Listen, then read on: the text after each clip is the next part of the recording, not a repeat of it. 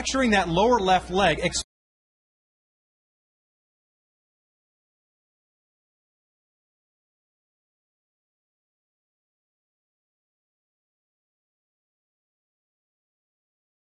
Leaders as far as RBIs and home runs in the American League. Just a perfect swing on the outside part of the plate.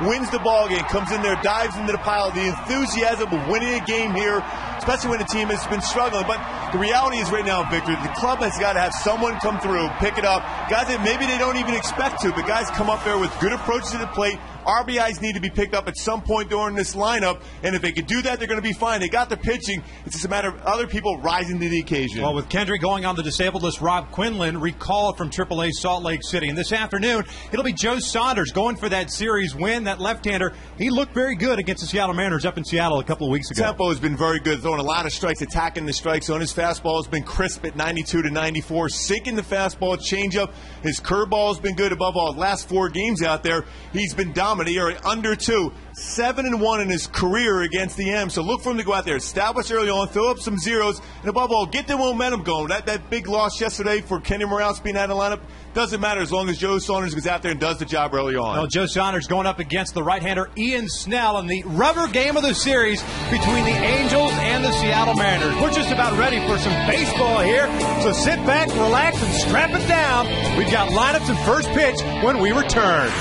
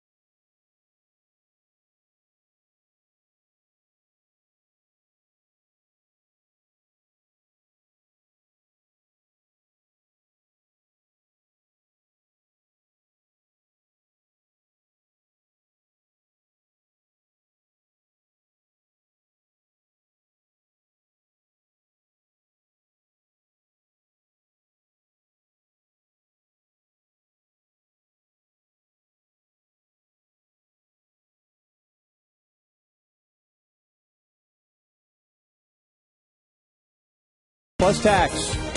By your Southern California Lexus dealer, who invites you to test drive a luxurious Lexus automobile today. And by Panasonic Viera. With 3D this lifelike, can we still call it a TV? That certainly is not the Big A, but not a bad place to be down on the beach here in Newport. Here at the Big A in Anaheim, gorgeous day. Beautiful Memorial Day weekend. And this is the lineup that Don Wakamatsu, the skipper of the Seattle Mariners, will run out this afternoon. Ichiro leading.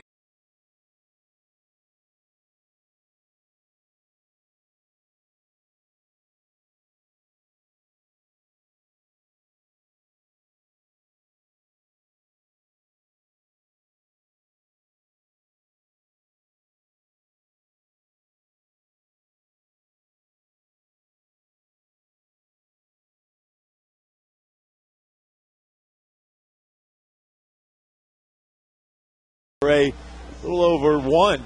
Hitting his spots with that fastball, sinking, using his changeup very well. 7-1 in his career against the Mariners with an ERA at 3.06. Has won his last 6 decisions against the M's. So look for him to try to stay down in the zone. Anytime you have a day game here at the Big A, the baseball will fly out. That's going to be the key to keep it down. Defensively behind Joe Saunders, you've got Hideki Matsui in left, Reggie Willits in center field, Juan Rivera in right. In the infield, Isturis Ibar on the left side, Kendrick and Napoli on the right side. With Bobby Wilson doing the catch, and of course, the Angels defense presented by Verizon. You got Juan Rivera out now in right field. He does have the arm strength of a right fielder moving over from left. Matsui's going to play left field today as Bobby Abreu gets a day off as far as in the field, going to be DH. And Juan Rivera is going to be challenged to be able to charge that baseball and make that strong throw from either the right field to third or right field to home. Hideki Matsui getting to start out in left field. And, of course, with the injury to Kendra Morales being placed on the disabled list and Rob Quinlan being recalled from AAA Salt Lake City, you have to shuffle the lineup around. Mike Napoli making first career game at first base in the big leagues. You see there he's at 68 games down in the minor leagues. And he was out before the game today taking some ground balls, a footwork around first base. That's the kind of things you're going to see until the Angels, if they do address it via, whether it's a minor league call-up, whether it's via the trade. These are the types of things that Mike Scioscia is going to have to do until, if Tony Reagans does something. Yeah, Brandon Wood was throwing those throws across the diamond, that long throw from third base, and somebody was bouncing up there just to be able to work on making that pick at first. Mariners taking game 1 of this series on Friday night by the final of 8-3. And, of course, that come-from-behind victory yesterday afternoon. A costly one, but a win nonetheless for the Angels. Halos 3 games under 500 now at 24-27. Ichiro was 1 for 4 yesterday, 3 for 8 in the series as he takes low. You saw that .337 batting average. A home run, 9 runs batted in. Mariners with the loss yesterday, 10 games under 500 again at 19-29.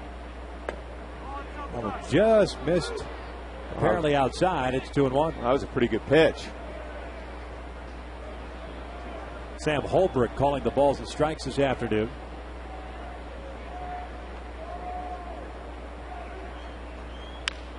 This one on the ground, a foul over at first. It's 2 balls, 2 strikes. The big thing, too, for Mike Napoli is that throw over. When you have a ground ball like that in between, the flip over to the pitcher covering the bag, that's the most difficult thing to adjust to. That and going to your right. How far do you go to your right? You know, you see that little dribbling ground ball that looks like it's going to second base. Do you vacate or do you go back to the bag? Those the quick decisions he's going to have to make. And right off the bat, typically finds you. Mike Napoli races to the bag, and there's out number 1. Because that's the key. Is if you get there quicker than the base runner, you don't have to worry about that flip. But you're right, it's that backhand. You got to look back and determine where your defense is set up behind you, of how he's going to be in position to make that play.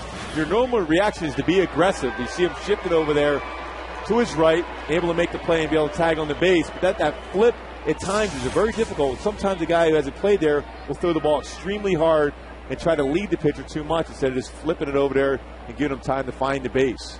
Here's another situation that Mike could be faced with here with Figgins up, the bunt on the first base side. He's playing in on the grass. Figgins takes a strike.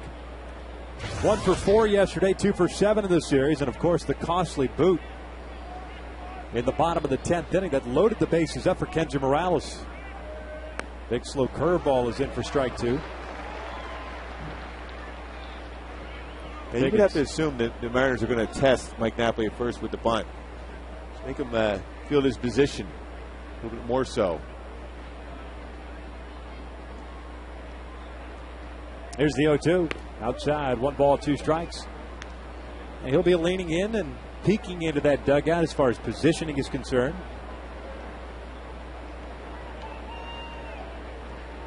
We've seen Bobby Wilson play some first base this year. In tight, 2 balls, 2 strikes. Hey, the bottom line is trying to get Mike Napoli's batting in the lineup no matter where, whether it be catching, first base, DHing. He's driving the ball so well in the month of May. And now it becomes even more important to be a run producer. 2-2 into right field. There's a base hit. A 1-out knock for Figgin. Puts a man on for Seattle here in the first. Gutierrez will come up.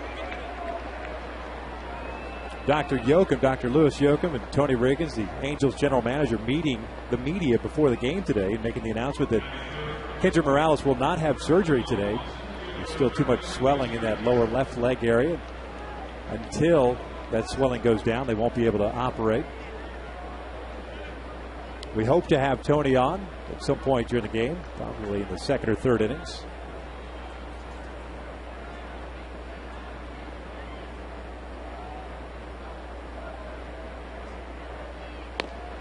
Gutierrez takes a strike. Good shot here by Saunders as far as getting ahead.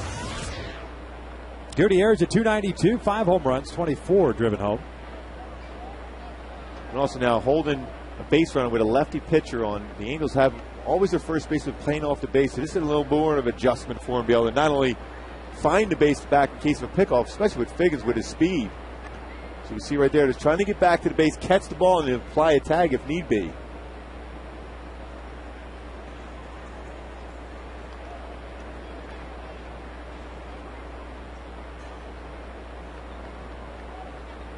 Gutierrez with a couple of RBIs in this series. A little better throw.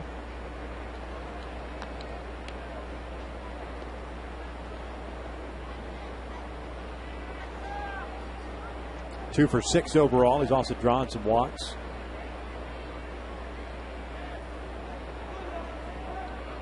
It's the Mariners lineup that has struggled offensively. You see Napoli turning to his left as opposed to his right. Still that adjustment to be able to find the base.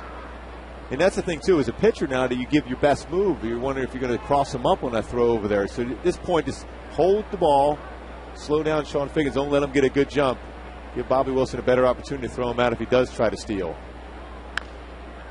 He's fouled off. It's no balls, 2 strikes.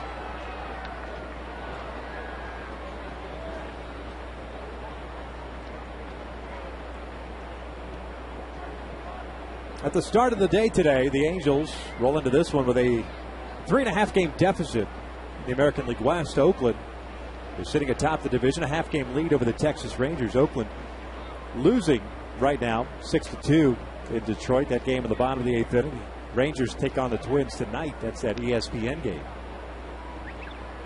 So through it all, you look at the beginning of this homestand, just a 6-game stretch here with the Blue Jays and the Mariners in for 6, 3 each. Figured, all right, you know, you're 5 back, 4.5 back. You pick up a couple of games. Now you lose your best hitter, but still in a position to, at the very least, if you win this afternoon, you have a 4-2 homestand. You go on a long road trip. You could potentially be 3 games back, picking up that half game, depending on what happens with Texas. If Texas loses, you pick up a full game. Outside, 1-2. Yeah, Vic, you brought up a good point during the pregame show about the importance of the pitching staff. This club has been built around the starting pitching and the bullpen. There's been some inconsistency throughout the whole entire pitching staff. That's why it becomes even more so important. Do you think in the lines of, hey, I got to do my part as a pitcher. I got to throw up some zeros, make quality pitches, and then when it goes to call down to the bullpen, I got to attack the strike zone and throw strikes and do my part. 2 balls, 2 strikes now.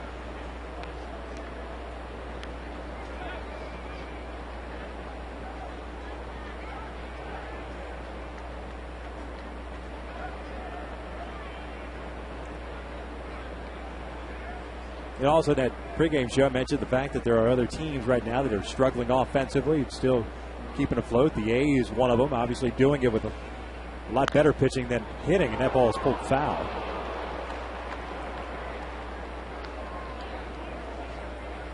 And it all goes to the pitching. If you throw strikes, you get ahead, keep the opposition in check, give your guys a chance to scratch out some runs. This is a team that, with Torrey missing a chunk of time last year, Vladimir missing a boatload of time last year, still figured out a way to win 97 games. And maybe it's no longer sitting back and waiting for that 3-run home run. It is going back to old Scotia baseball, first to third, the speed, running, hitting and running, figuring it out. And you mentioned the fact those two guys missed a big chunk of the season, but yet they led Major League Baseball in batting average. They set club records for runs scored and RBI. So guys came through at the right opportunities and then be more aggressive. You're going to see them bunt more, hit and run more, because when you're losing your RBI producer, your best, most consistent one, it's troubles.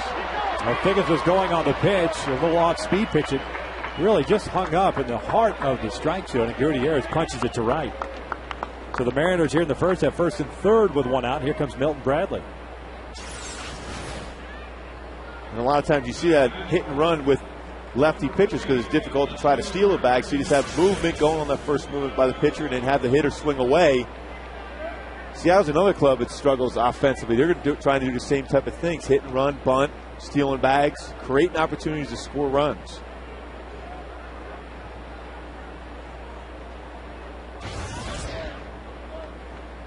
Seattle's a team that's hit well all season long with men in scoring position. They've continued that here in this series, 364 thus far, as Bradley takes a strike. So getting ahead and staying ahead, not a problem for Joe Saunders, just finishing off the hitters.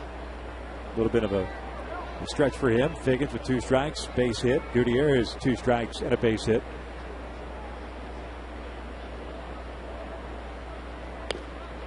That's why I believe when you get 0-2, finish them off if you can. Just throw pitches out of the zone, but close enough to entice the hitter to swing at it.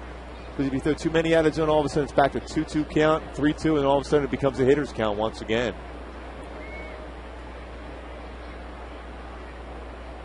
Looking for that ground ball, trying to get the double play, and Bradley skies with foul and out of play. Bradley 0 for 4 yesterday, had 1 hit Friday's game. Batting average at .229 with 3 home runs and 18 driven home. Difficult guy to double up, but when he's batting here from the right side, a better opportunity. You lose about a half a step out of the batter's box here from the right side as compared to the left side, so the opportunity is a little bit better if you can get a ground ball. And he got him to chase that off-speed pitch. Down goes Bradley, and there's out number 2. Well, that's that exact spot we talked about, just off the outside corner. Great job by Bobby Wilson to hold on here, too. Perfect pitch, perfect spot. And get a good, obviously a good run producer in Milton Bradley to be able to swing a pitch out of the zone, and Bobby Wilson hold on to that. Looked like a foul tip. Solid job.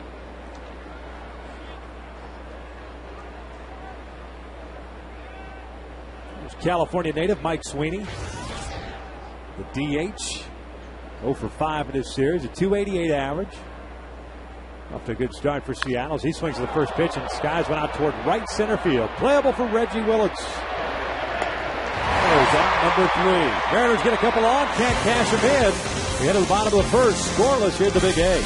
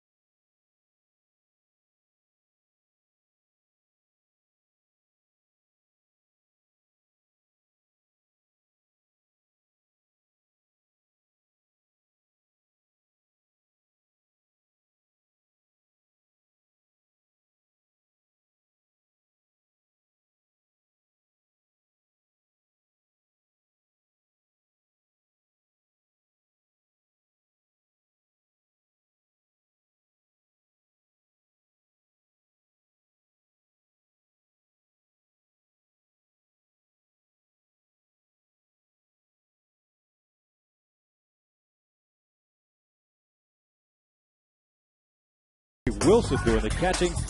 And Reggie Willits patrolling center field, batting ninth. Torrey Hunter had the negative x-rays on that hand after getting hit by a pitch. He will take the day off today, and they're facing that right-hander, Ian Snell, formerly of the Pittsburgh Pirates. 0-3 mark, ERA 4.32. Always wondered, he always heard about the fact he has very good stuff. He does have a good fastball, 89 to 94. A good curveball, his swing and miss pitch would be his slider, and of course a changeup. But he's one of those guys that you're always intrigued that he could be a dominant starter, but just hasn't been consistent enough in the strike zone to be that effective.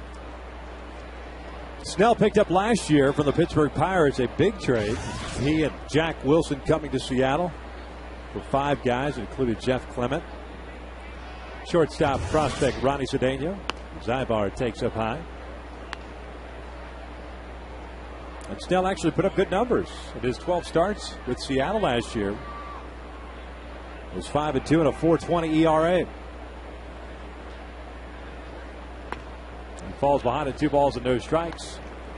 I think if you look at him, that release point he's having early on is the elbow dragging through high elevated fastball. That's been always the downfall, not working downhill and staying at the knee level. 3-0 now. He's had limited action against the Angels in his career. 0-2 and a 7.15 ERA. All coming here at the Big A. Zybar takes a strike, and it's 3-1.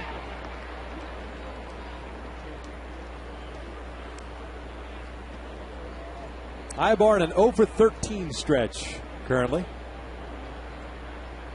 A 3-1. And it's a full count.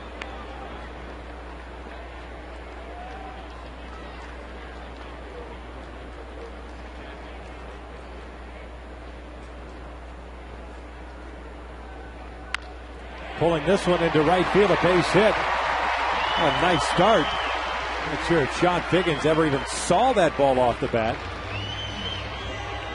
But the Angels get their leadoff man on board as we look at the Mariners defensively, presented by Jeep. Bradley, Gutierrez, Suzuki in the outfield. Lopez, Wilson, Figgins, and Kochman on the infield, with Alfonso doing the catching. Steve Kochman going to be busy here right away. Solid defender at first base. Obviously, the Angels maybe a little different strategy now with Morales not available for the lineup for some time. They're going to run a little bit more often. Hit and run, bunt situations.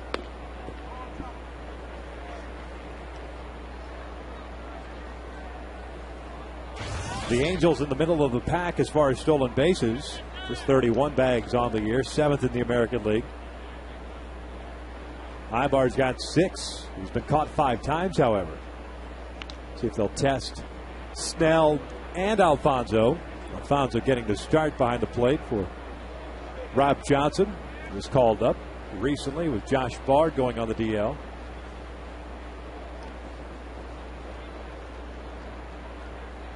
The 1-0. There's a breaking ball for a strike. Snell pretty quick to the plate. When he uses his slide step, he's about 1.25, but his normal delivery, he's all the way up to 1.5. So he's not quick when he's not paying attention to the running game.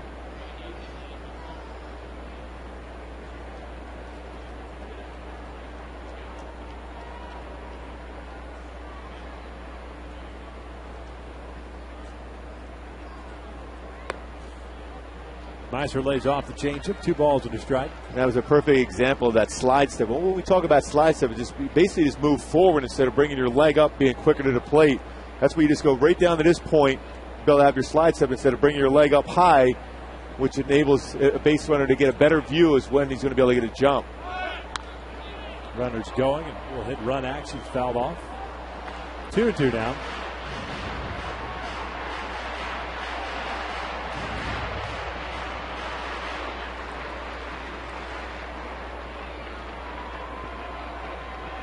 Snell has had some odd splits this year. He's been used out of the bullpen quite a bit. So 3 relief appearances to go with his starts this year. Quick throw over. Ibar's back. Hitters touching him to a 300 batting average. But most of that damage is done when the bases are empty. He'll let guys get on base, but all of a sudden bears down with runners on.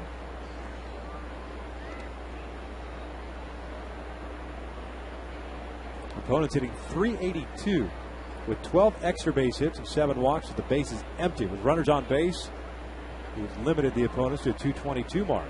That tells you his concentration level is not there every pitch. And foul back. Now remains at 2 balls, 2 strikes. I always thought it was much easier to pitch with nobody on base. That way you can go for the full windup. Sure. Use all your pitches. But when you're in situations where the guys are on base or in scoring position, it changes your approach. You have to throw more fastballs inside to jam hitters.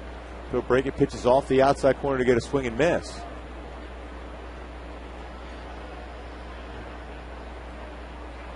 Miser 1 for 5 in the series. Another throw over, and Ibar scampers back.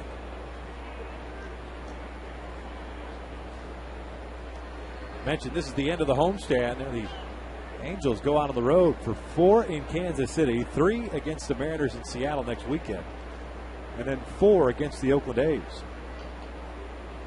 And they still remain on the road, but return to Southern California for 3 against the Dodgers. This one's skied down the right field line. Ichiro's over, and they make the catch. Let's see how the baseball carries so much more so in the daytime. That ball, like it jammed him, and it was just a routine fly ball, but it kept drifting towards the corner. Ichiro trying to be able to make sure he was able to see the ball and get there towards the line, and in the last second had trouble picking it up. Close to that foul pole down the right field line.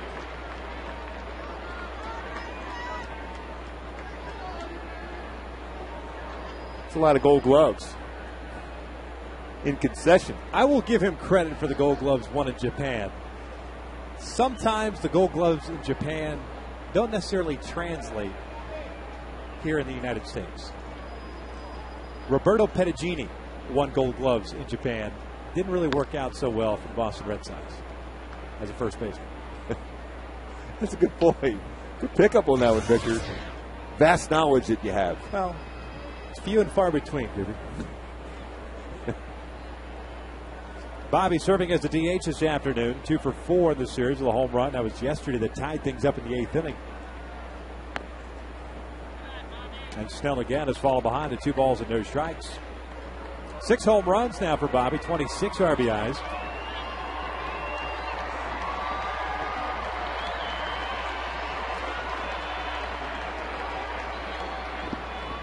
And Bobby's continued the case for what he has done all year. He's hit well here at the Big A, just hasn't done it out on the road.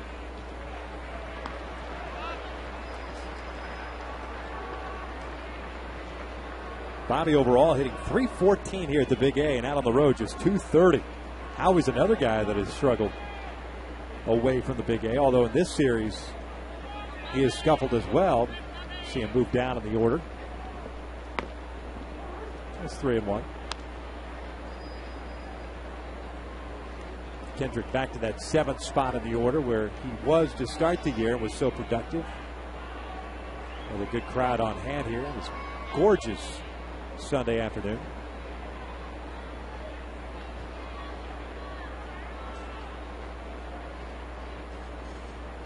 I was just thinking, Bobby Bray never seems to swing 3-0. Obviously, he has the green light from Mike Scioscia, but it's if you're comfortable with him. But I'll tell you what, that pitch, that 3-0 pitch, if he was looking to swing, ball had a pretty good chance of finding the stands. That ball was right down the middle. Again, if you're not comfortable, there's no reason to swing because you're probably going to get that same pitch 3-1 as you would have gotten a 3-0.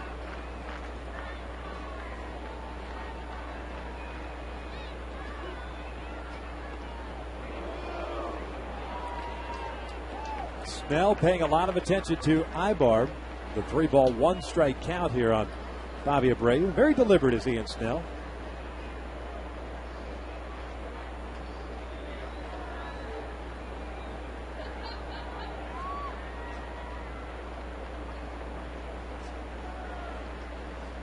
And Abreu takes a strike on the outside corner.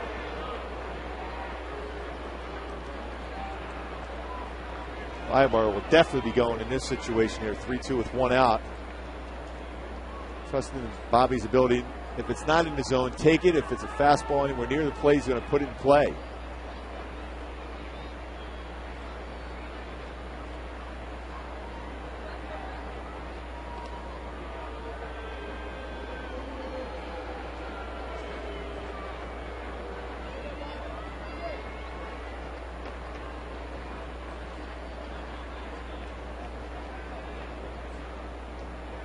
Snell giving his teammates ample opportunity to work on their tans here in Southern California. There goes Ibar. The 3-2 is cut on and missed. Alfonso can't find the handle of the baseball. Stolen base for Ibar, and Bobby Chase perhaps would have been ball 4. And there are 2 outs. Slide step. It looked like he got fooled by that pitch. Might have been an off-speed pitch. It was backup breaking pitch. Cement mixers. Up in the zone.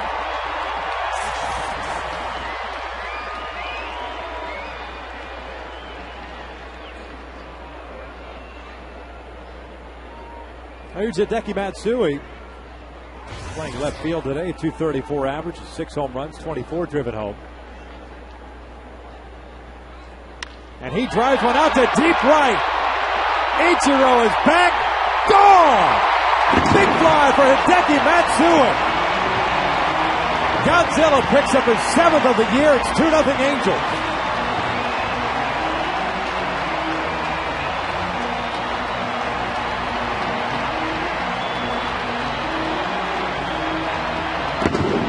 Like Mike Sosa said in there before the game, he's looking for some other players to pick up the slack as far as the run production. Matsui right away, that number 4 spot in the lineup goes Matsui land, 2-run shot. Well, you're talking about a pitch right down the heart of the plate. I just want to show this fastball is about as perfect a spot as you can drive a baseball out of the ballpark, middle in, and Matsui did not miss that one. Rivera takes inside for ball 1.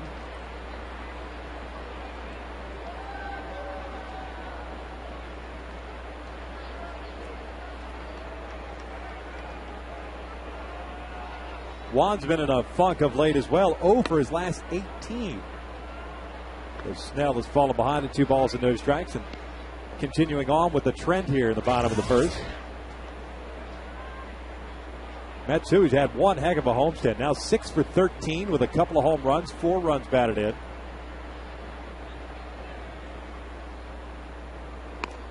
And it's 3-0. If anywhere near the strike zone with this fastball, and Juan Rivera will be hacking 3-0. He's very comfortable swinging at that 3-0 pitch.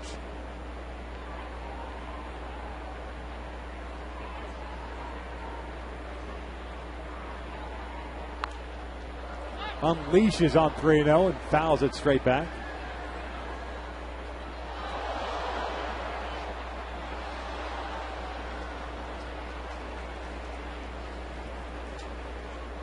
Matsui batting in that cleanup spot this afternoon with Torrey Hunter out of the game, Kendry on the DL.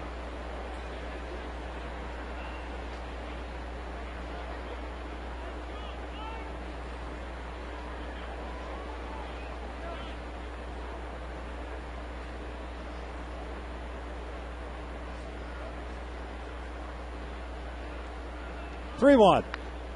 Fouled straight back.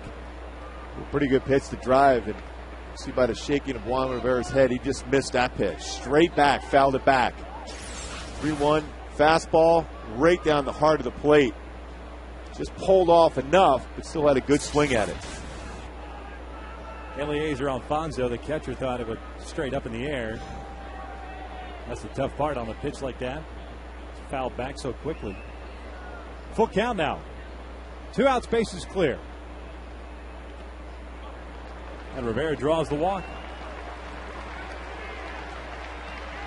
So Joe Saunders threw a lot of pitches in the top of the inning, got out of it, leaving a couple of men stranded. Here comes Mike Napoli with a man on, 2 outs. He had Snell's thrown 25 pitches, 13 strikes, 12 balls.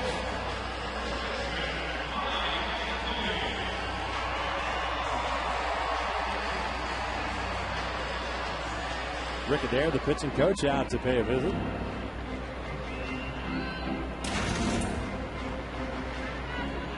Napoli comes in batting .256 with 7 home runs, 17 runs batted in.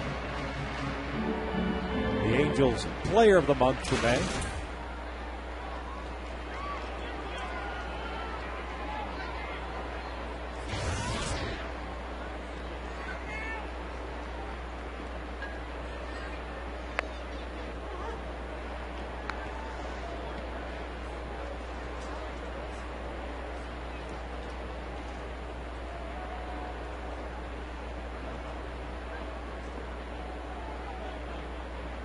Mike was 0 for 4 in the game on Friday.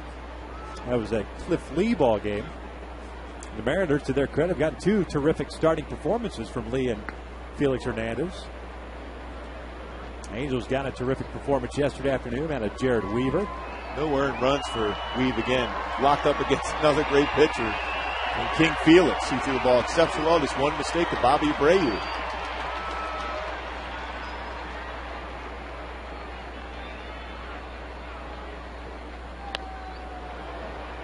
One ball, 2 strikes.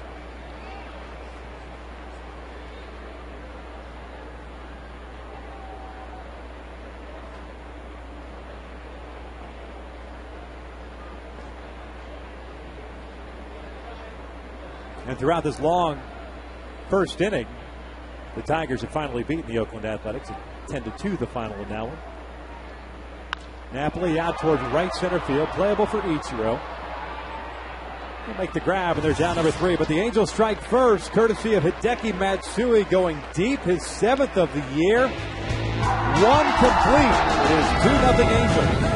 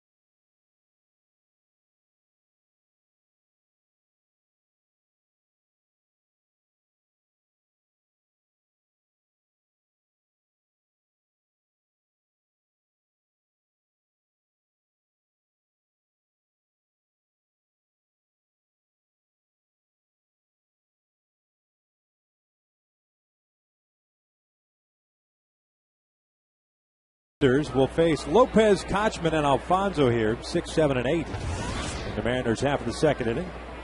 Jose Lopez, the third baseman. A .226 average, a couple of home runs, 17 runs batted in. Picked up his 2nd home run of the year on Friday night. Coming off Scott Kazmir.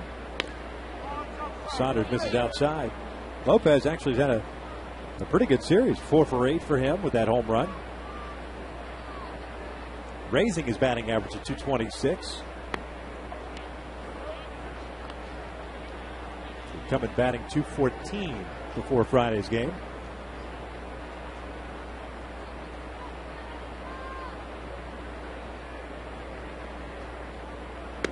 Lays off the off speed. It's 2 balls and a strike.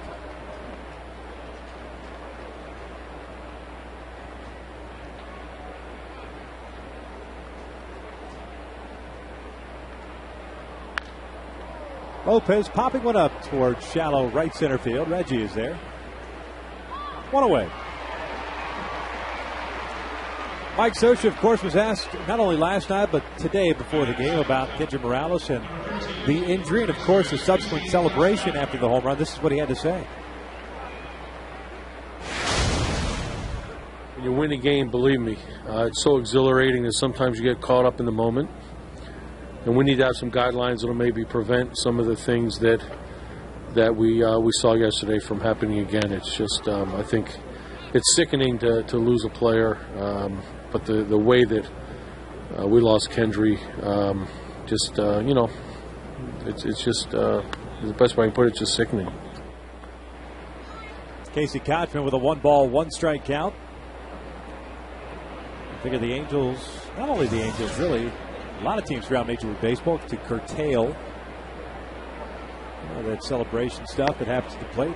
At the end of the day, it was just a freak accident. That's exactly what it was. I mean, no one could have planned it. No one to blame. It was just one of those freak things. Yeah, one of those things that happened during the course of a celebration. I think the thing it kind of gets lost in the fact that here we are at the end of May, but the guys wanted to win that game so bad that they were celebrating. I mean, that speaks volume of every game so important for the Angels and every team playing baseball that you would celebrate as far as a game-winning walk-off grand slam. But I guess there is some guidelines you're going to have to be able to follow now, I guess, as far as celebration. But I don't know how you could do that. It's a spur of the moment, spontaneous.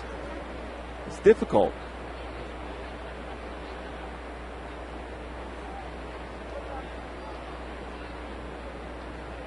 Saunders went from 1-2 to 3-2. Kochman with that half-hearted swing bounces one to his stores, and there's out number 2. That's that. I think I'm fooled. I better swing, or I'm going to get punched out swing. I'm just happy to put it in play. I thought I might be able to get lucky to get it between short and third and get a base hit out of it, but Meister was able to make the play and make the throw across. So 2 outs now. That'll bring up Eliezer Alfonso, former catcher in the San Francisco Giants organization, called up recently, as we pointed out, to take over for Josh Bart as the backup.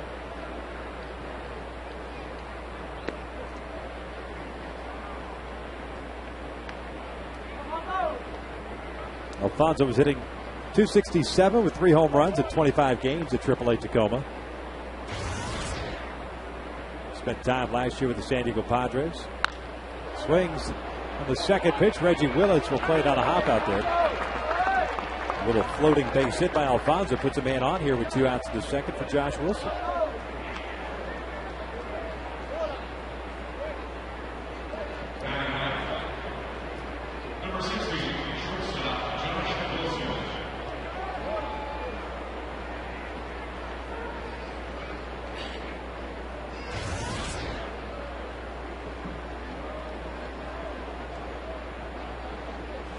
Wilson, the 9th place hitter, a .264 average, a home run. He's done a nice job filling in for the injured Jack Wilson.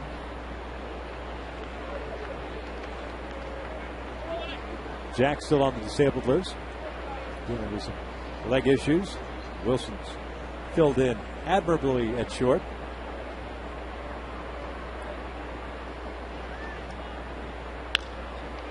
Tried to inside out that pitch. Has the count even on him at 1-1.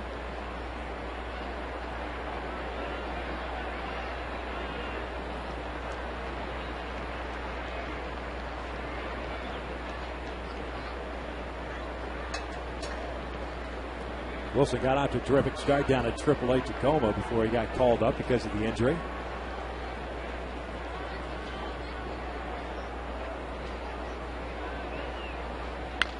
On the ground, sharply hit, hits the umpire. It'll ricochet to Napoli, and there's no play. And Brian Knight is hurt. Well, it's one of the unfortunate things, obviously, for Brian to be able to hit with that baseball. That was an ground ball that would have been the end of the inning. Now you have to face Ichiro. That was going right to Howie Kendrick. And for that ball to ricochet as far as it did, it squared up on Brian Knight. There's no doubt about it. Tried to get out of the way.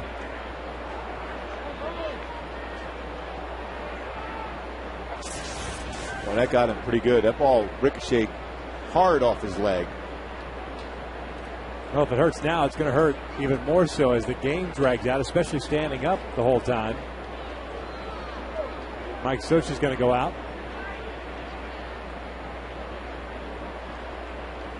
I don't know if he's going to try to find a ruling on that one. I don't know what they could. I mean, this time this will be a dead ball, but it can't advance beyond second base, but it's going to be a base hit. Jerry Davis, the crew chief.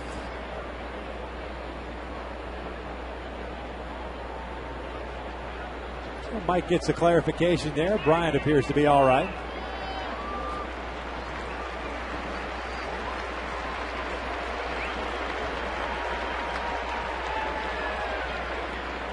And Ichiro will step up now with 2 on, 2 outs. And a 2-0 Angel lead here in the top of the second.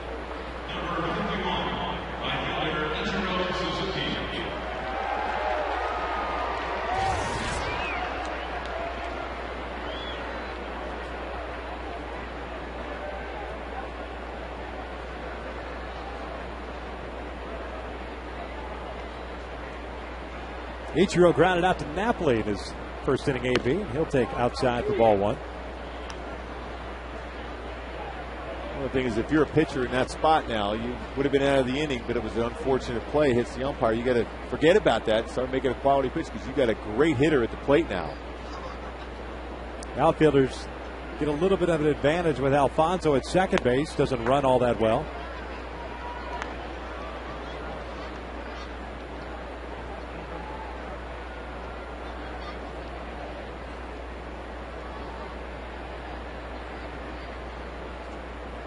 Saunders falling behind at 2-0. Joe threw 21 pitches in that first inning. He's thrown 18 here in the second. And with 3 balls and no strikes.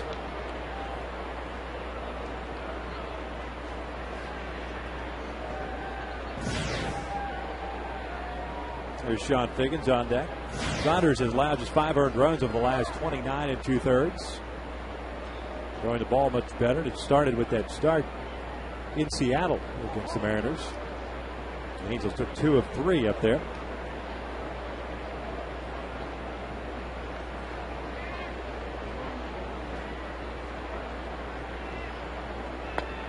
Three and 1.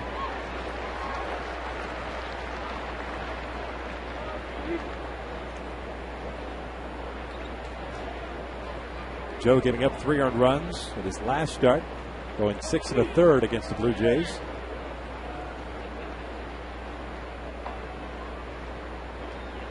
A 3-1 pitch. That is lined into center field. That will score a run as Willits was shading up the opposite way. Reggie slides and knocks it down. Wilson's being waved around. Relay throw home from Ibar, and Wilson is out.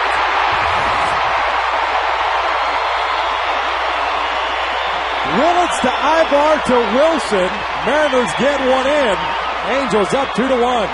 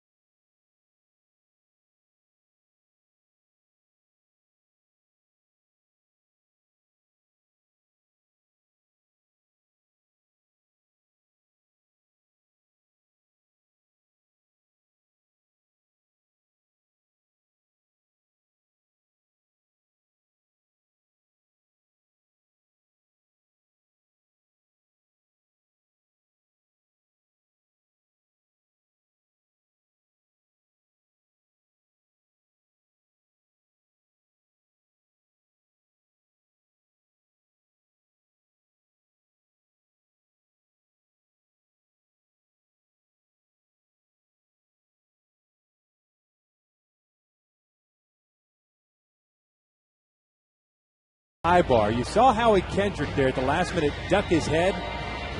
That's the communication between shortstop and second base. It was a much more difficult play for Howie.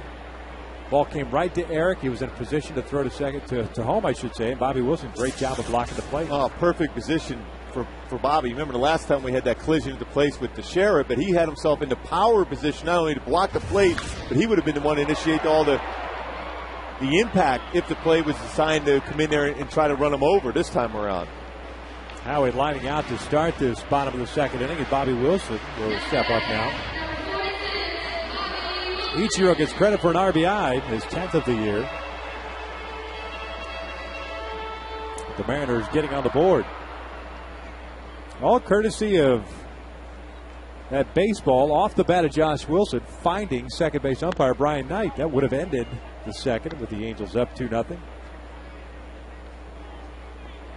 What are you going to do? Bobby fouling one back.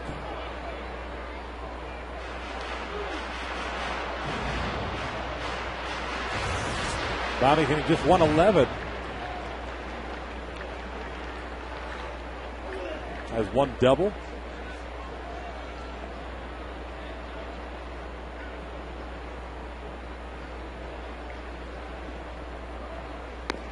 Swings through that fastball, and it's 1-2.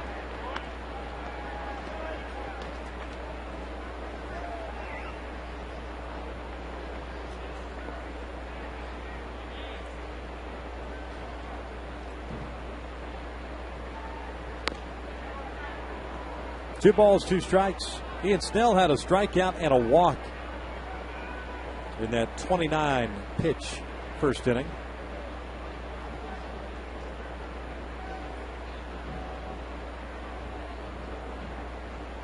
Wilson out toward left field, playable for Milton Bradley.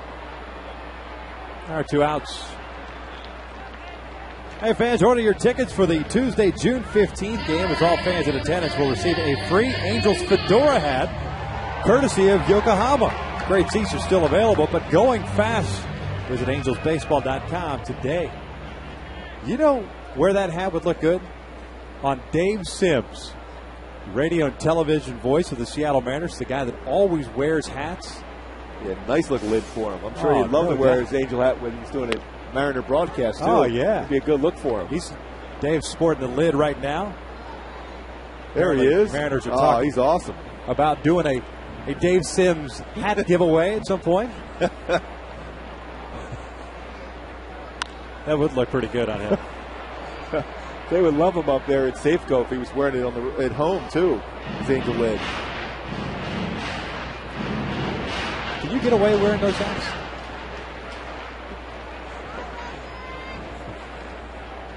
I don't like wearing hats too much. No? I'm not a big hat guy.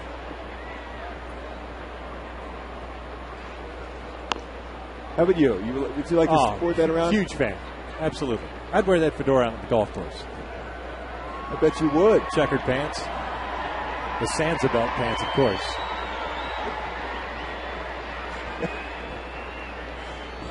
I figured you for a Kangol guy. Yeah. Reggie with a 1-ball, 2-strike count.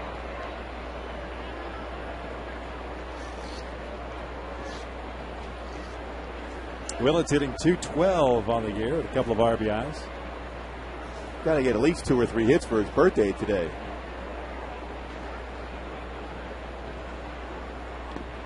Two and two now.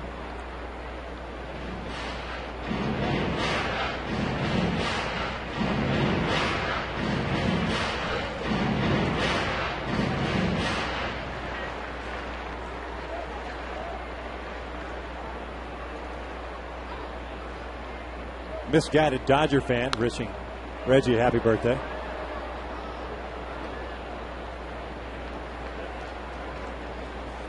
Usual at bat for Reggie. Bunch of pitches seen, fouling off some tough ones. Pretty deep Bradley's pretty deep in left field. Good opportunity for Reggie to flare that one in there in front of him for a base hit.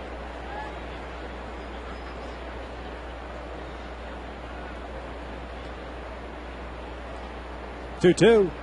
This one's out towards left field. Served out for a base hit.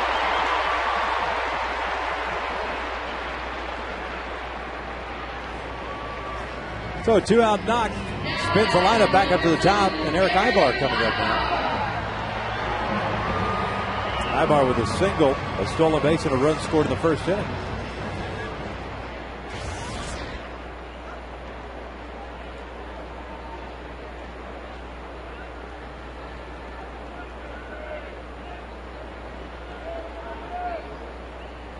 Snell will pay attention to Willits over at first base. Reggie with no stolen bases this year.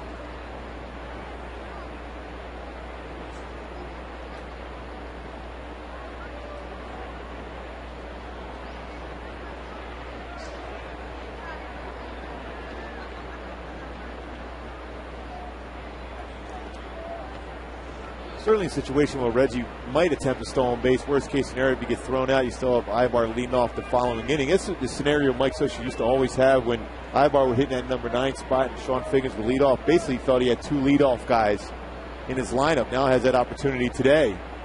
Play some small ball. Snell missing for ball 1. How much is throwing over, as Snell has this afternoon already, detract from taking care of the hitter, the business at hand? I mean, you've got 2 outs with a guy at first base. To be honest with you, Victor, I didn't throw over a whole lot. I just tried to hold the baseball to give my catcher a better opportunity. Slide step. I felt that was the best way to deter a running game. The more throws over there, they're going to see your move. They're going to get a bigger lead. If you don't throw over that much, as a base runner, you're thinking, well, what's his best move? Has he shown it to me yet? Instead of just holding on to the baseball, waiting, then delivering the ball home instead of so many throws over. Boy, Ibar had a huge jack on that 2-0 pitch. And because you're distracted from the batter at hand, you got to throw a 2-0 fastball right down the middle of the plate. And this would happen. Just missed that one because you're thinking about the base runner. Yeah, you want to try to keep them as close as possible, but the reality is with 2 outs, you have to get the batter.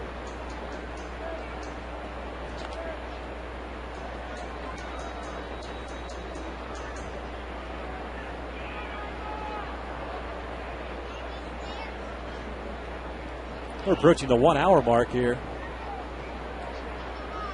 Just about 2 innings complete here. It's been a long couple of innings. Just a 2-1 game.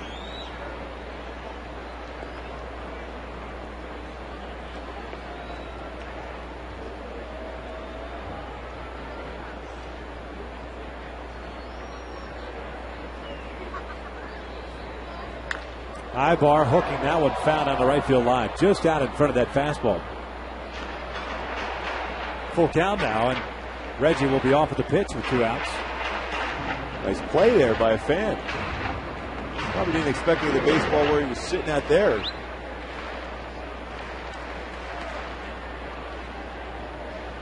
It's pretty far away. Go back in, a fastball out in front, 3-1. You know you're getting it.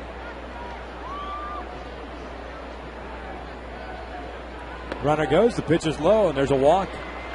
Second issued now by Snell, and now he's got runners at first and second with 2 outs, and his third is coming up.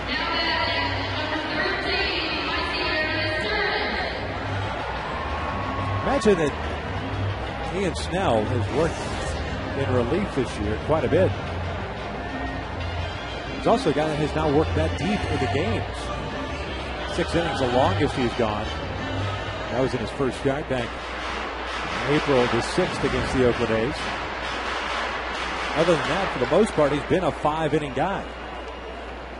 Look at his last start on May 22nd, taking the loss against the Padres with 5 innings and just threw 83 pitches.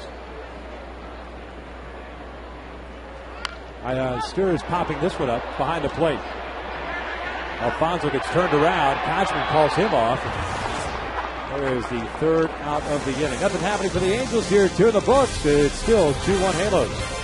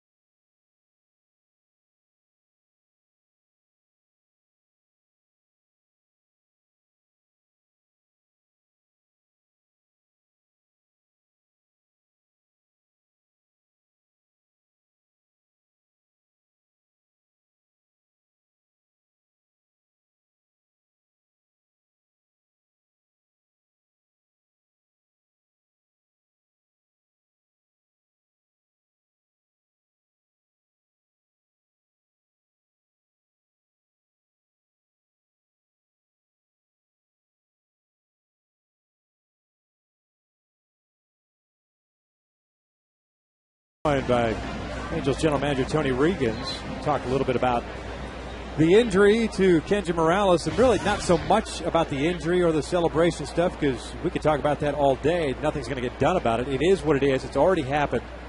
How much more difficult does that make your job as far as the roster management?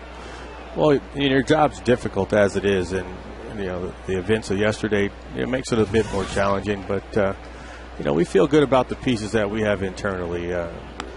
There's opportunities for these players to come out and play the game the way they're capable of playing, and to this point, we haven't really done that. So, we're going to take a look at other options outside of the organization and obviously our internal offense, and then take it from there. Figgins out to left field. Hideki Matsui making the catch. And there's out number one.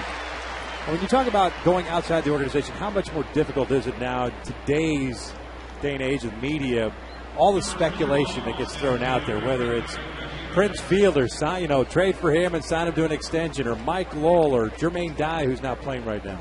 There's speculation, and that's going to happen, especially in this age and this time. My job is to sift through the speculation and come up with facts, and then make some quality decisions off of those facts that we get. When you got other GMs you're talking to, obviously, even before this injury to Kenji Morales, about possibly helping the club out, fortifying whatever position you feel necessary. Now, do you feel at this point, because of the injury, that you were at a disadvantage as far as conversations with other GMs? Well, other GMs, they know the position that we're in as far as Kendry's status. Hopefully, we get Kendry back, at some point in the season, and that'll determine, really the leverage that a club may have, one GM versus the other. So, we're going to be positive. We're going to continue to monitor the situation daily. And if there's opportunities to make us better, we're going to explore them. And me and Victor, talked on the pregame show about, hey, this club has been built around your pitching staff to begin with, and that's still your strength. Bottom line is you're going to score some runs regardless. This team is all-around pitching. So if they start pitching when they should, you guys should be in still great shape. You're exactly right, Mark. We have to pitch. We have to pitch, and we have to pitch well, both starting pitching and in the bullpen. If we do that, we're going to be in games, and we're going to score runs. There's quality players up and down our lineup. A number of them haven't performed to their capabilities, and our expectation is that they will. And we're going to score runs, but we're going to have to pitch and catch the baseball. If we can do those things, we're going to be fine. On Kendry, we heard this morning that surgery postponed until the swelling goes down. Has there been any indication as to when that might occur? What's the timetable? Typically, from all the information that we've gathered, that it's anywhere from a week to 10 days for the swelling to subside where they're comfortable in performing the surgery. At that point, we'll know a little bit more once the doctors get in there and take care of that business. Tony, you can come back anytime. That was a 1-2-3 inning, and fairly quickly for this afternoon. Thank you so much, man. I really appreciate it. All right, thanks for having me. It was all about pitching, Angels general manager. There you go. Angels still up 2-1.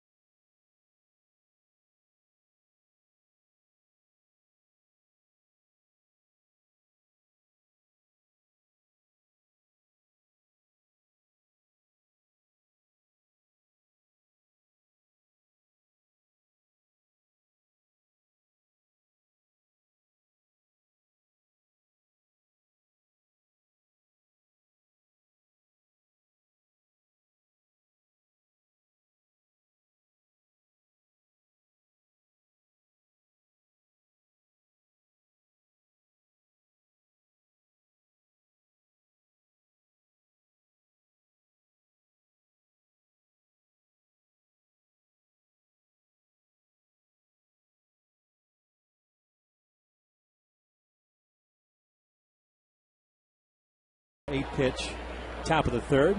First time in this game that the side's been retired in order. Beautiful afternoon here for Sunday baseball. Bobby Abreu to lead things off against Ian Snell.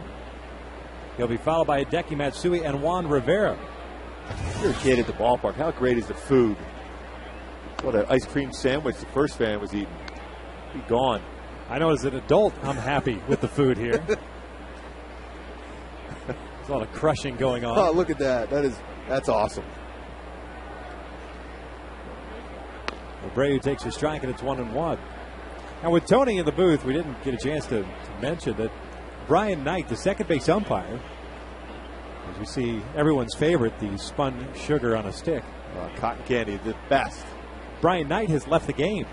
So we are working with a 3-man umpiring crew. After the bottom of the second inning, Knight walked towards the Angels dugout. He's not on the field. So you see Greg Gibson at third, Jerry Davis, the crew chief, at first, with Sam Holbrook still behind the plate.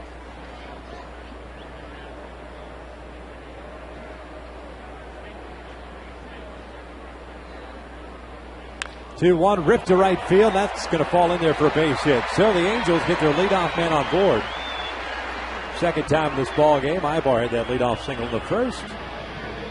And Godzilla will step to the plate. We go back to that first inning with 2 outs and a man on. First pitch swinging. He got some sound. Sound and distance on a fastball that was supposed to be on the outside corner, but it was the middle end. Matsui did not waste time crushing that baseball. Seventh home run of the year for Hideki is 25th and 26th runs batted in. And so he rolls over the top of that one. Matsui land right now is probably where that, they do that golden ball thing in the home run derby. Dude, that's way back there. Area where Barry Bonds went off Troy Percival in that World Series in 2002. It's colossal. Why'd you have to go negative? They lost the game, San Francisco. It's valid. I certainly would have brought it up if the Angels would have lost that game. Because Percy came in, I remember that. He said, you know what, if I got a lead, I'm just going to challenge him, see how far he can hit it. And I asked him about it. He goes, yeah, you hit that ball pretty far. He got it pretty good. Squared it up. Yeah, just a little bit.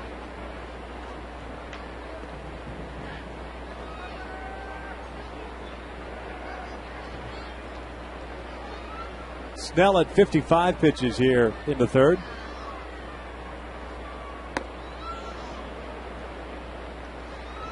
And it's a 2-ball, 1-strike count. That home run by Hideki, giving the Angels 51 now on the year. They're 5th in the American League at the start of the day. It's their 27th home run in the month of May. So 24 home runs hit in April. But the overall batting average for the Angels this month, not too good. They got off to that slow start. Obviously, that long road trip that started off 0-7 before taking 2 of 3 in Seattle didn't help matters. But the Angels overall hit just 236 in May. As Bobby goes, the pitch is outside. The throw by Alfonso was in time.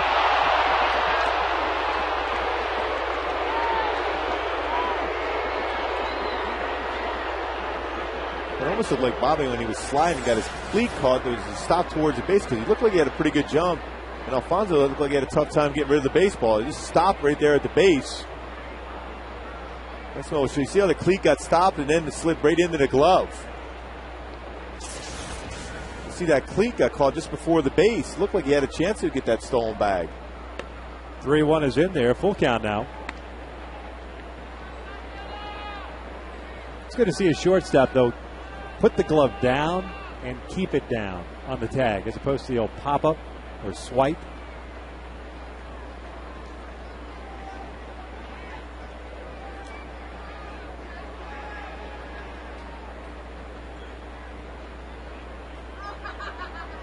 (3-2). This one on the ground to the right side. Kochman with a diving effort feeds Snell, who's covering. A nice play by the Mariner first baseman for out number 2. We saw that for a number of years with the Angels. Kochman very good with the glove. Full extension. makes the play, gets up, makes that strong throw to Snell, covering the base. Again, if you're a pitcher, you got to get there in position right away, because you got to expect that throw around belt level, find the base, and then make the stretch to go and make that catch.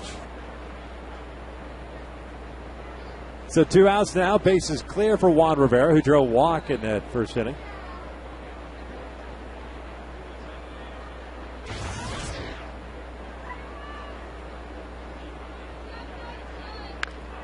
It's jammed here. It rolls it over to Snell, who will tag him out. There's out number 3. Through 3 here at the Big A. Angels still lead it 2-1.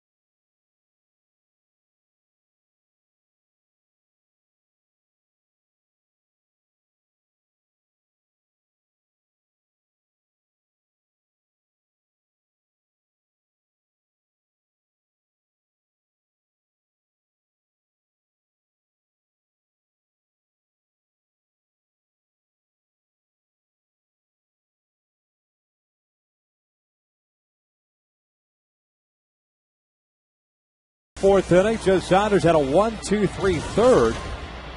And here in the fourth, the Mariners will send up Sweeney, Lopez, and Kochman. Lazy afternoon here at the Big A. I mean that in a good way. That's the way it should be on Memorial Day weekend. What about this weather here in SoCal on Memorial Day weekend? It's been phenomenal.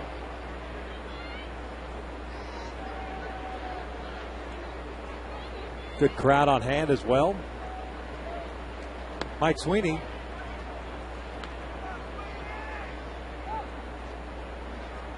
Hit a fly ball to center in his first AB, so he's 0 for 1. He was swinging on that first pitch in that first with a couple of men on. And Sweeney lining one into right field for a leadoff base hit.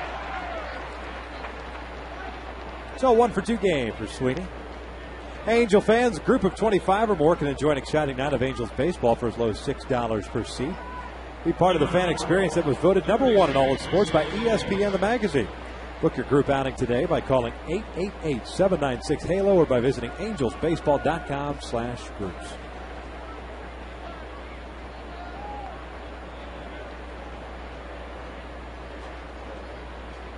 There's Jose Lopez, the third baseman, who skied one to center field. He's 0 for 1. Lopez, a guy that is considered somewhat of a free swinger, with a career high last year with 25 home runs, just 2 this year.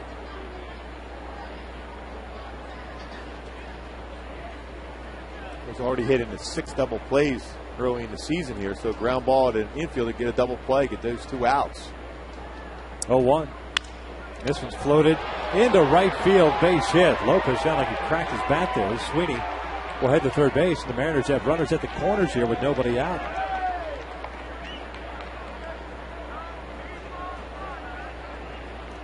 See at the end of the bat, breaks the bat, flares it in the outfield for a base hit. Always going to be able to go first and second on one of those because not hit hard enough to be able to charge the baseball and keep him to second. At the very end of the bat, have to try to jump up and make that play, but unable to do so.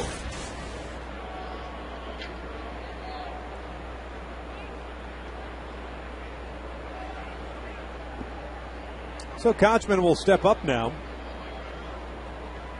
He grounded out to Asturis in his first AB, so he's 0 for 1. Swing at the first pitch, lines one to second. There is out number 1. Casey's one of those guys that has never been afraid to swing at the very first pitch.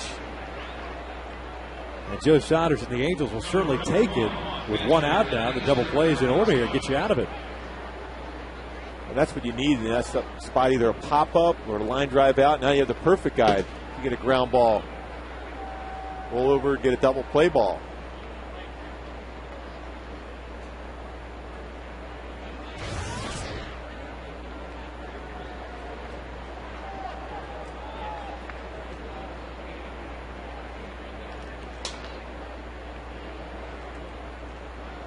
Alfonso had a single in the second, a 1-for-1 game for him. He scored the lone run. And Ichiro got a 2-out base hit, and he swings and drills one out to deep left field. That's a 3-run home run. And the Mariners are up by the score of 4-2. Wow, that ball went a long, long way, getting that fastball first pitch. We don't see many baseballs go that far. You talk about how the ball carries well in the daytime. He was looking, fastball, got it. One of those fastballs you want on the outside part of the plate, but if you get underneath it, it cuts across the zone. Boy, you see all that cut action. Boy, he knew it right away. This ball was crushed. Saunders didn't even look back after that one. What I don't care for here is this bat flip from a career minor leaguer. I mean, you get a home run, act like you've hit a home run before. I know you've just gotten up to the big leagues this year, but for Pete's sake, that is tired. So Saunders watched him a little bit, running the bases. The old saying is if you're going to look at a baseball hit well out of the ballpark, you got to earn that respect. You haven't hit many of them, although granted it was hit far, but so what? It's 1 run, it's 1 homer.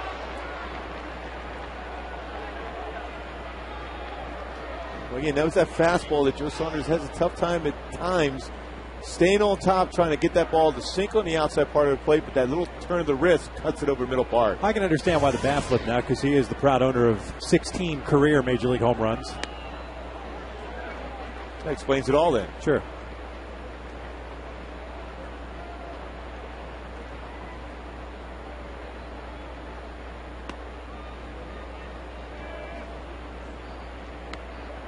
Ichiro 1 for 2 and an RBI single in the second.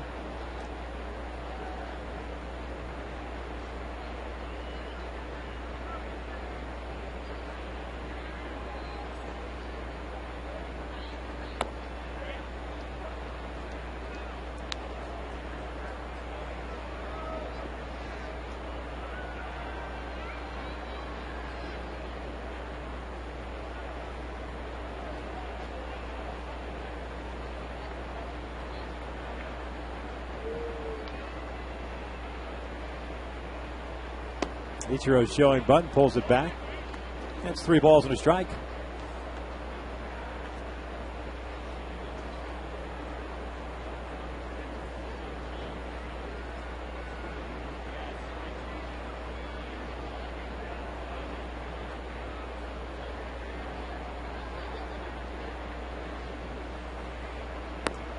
And Ichiro draws the walk. First free pass issued by Saunders. And now is one of each. A strikeout of Milton Bradley in the first inning. Now the walk here to Ichiro with 2 outs in the fourth. And Sean Figgins will step up.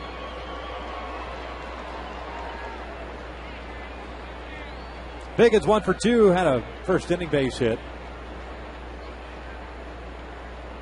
It went out to left field in the third.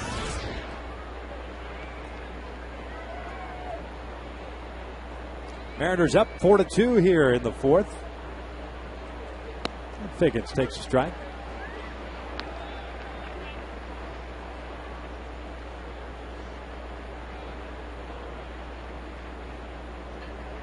Cognizant of Ichiro over at first base. He'll take off at just about any point.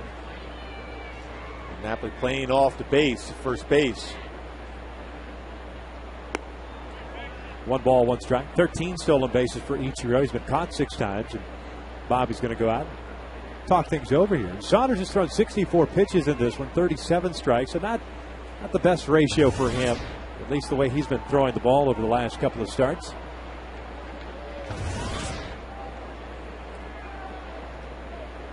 Mike Butcher came. He was sitting in the dugout there talking to Mike Socha. He's moved up to right at the top railing just to see what's going on with that fastball right now. On the ground, and that is past Isturis and Ibar into left field. So Figgins with a multi-hit game, and the Mariners have 2 on here. And still 2 outs, and Franklin Gutierrez coming up.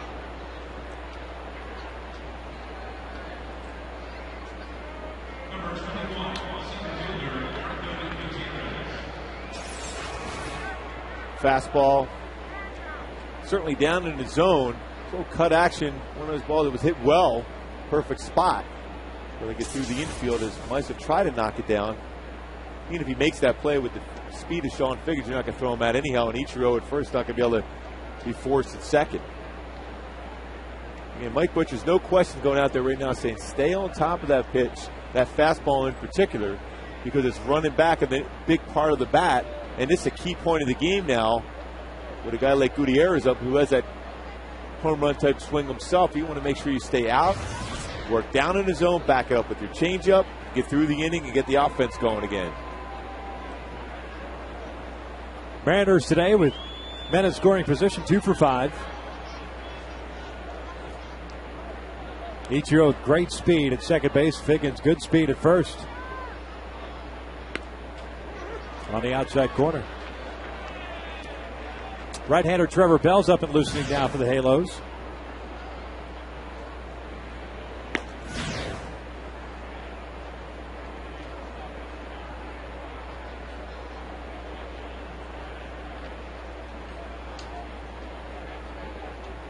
Pickoff attempt, and Ichiro back in there standing up. Howie does a nice job of throwing that daylight play to get that pickoff at second base. Again, designed to keep him close. If you can't get it out, at least to keep Ichiro from getting a big secondary lead.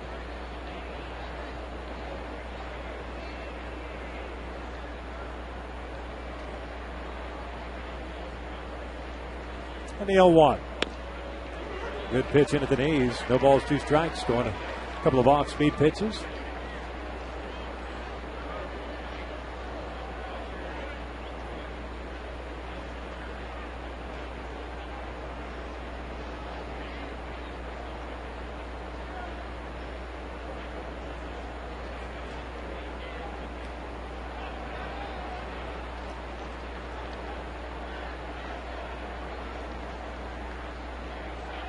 And the 0-2. Check swing. Well, one hopper to Napoli. Nicely played with that spin. And he'll tag the base for out number 3. Mariners get 3. They lead it 4-2.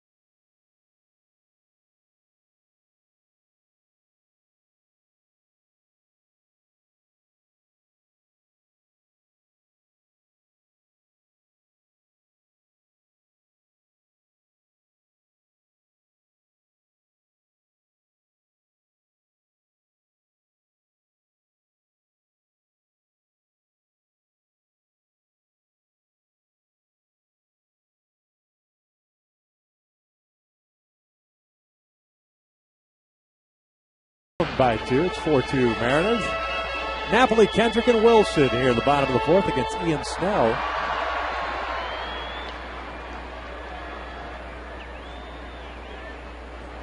Snell had a relatively easy third inning. He was helped out by that caught stealing after Bobby had a leadoff single. The two harmless comebackers got his way out of it. Napoli takes a first pitch strike. Mike Skide went out to right field to end the first. He's 0 for 1. And he started first base for the injured Kendra Morales. It was rolled foul. It's no balls, 2 strikes. Snell getting away from really his fastball. He's trying to spot it, throwing a BP fastball using changeup, curveball, slider. Doesn't have that 94, which we've seen before in the past.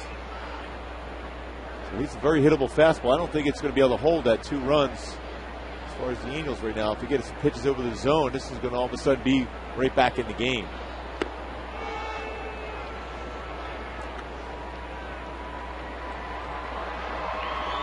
Mariners with 4 runs on 9 hits. They've stranded 5. The Angels 2 runs, 4 hits. They've left 3 on base. Surprising total, 9 hits by the M's in the 4th inning.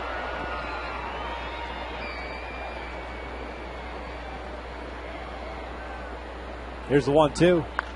Napoli getting underneath that one. Bradley looked like he couldn't find it. Now does.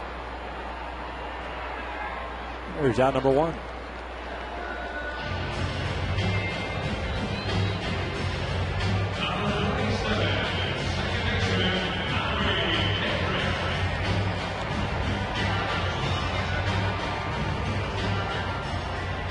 Kendrick 0 for 1 with a fly ball to center field. A ball he hit, too. He jumped on early. Squared it up. Just knuckled out towards Gutierrez in center. See if the move back down in the order gets Howie going again. He was hit the ball so well through the first month of the season. Upper 200s, low 300s for time.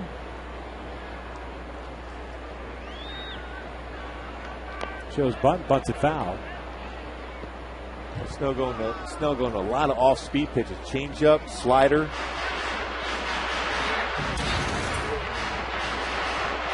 There's a decision you make as a pitcher during the course of the game. If you don't have your best fastball, you spot it, show the hitter, let them know you're not forgetting your fastball, but try to get you out with the off-speed pitches.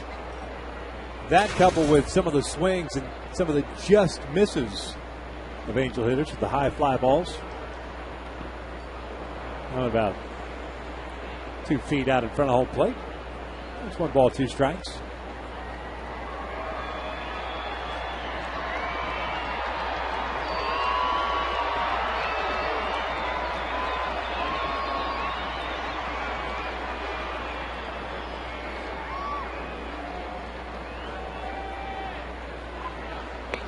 Two balls, 2 strikes. You can see just trying to spot that fastball. Now 2-2, more likely might throw a slider here. That is his go-to pitch against right-handed batters.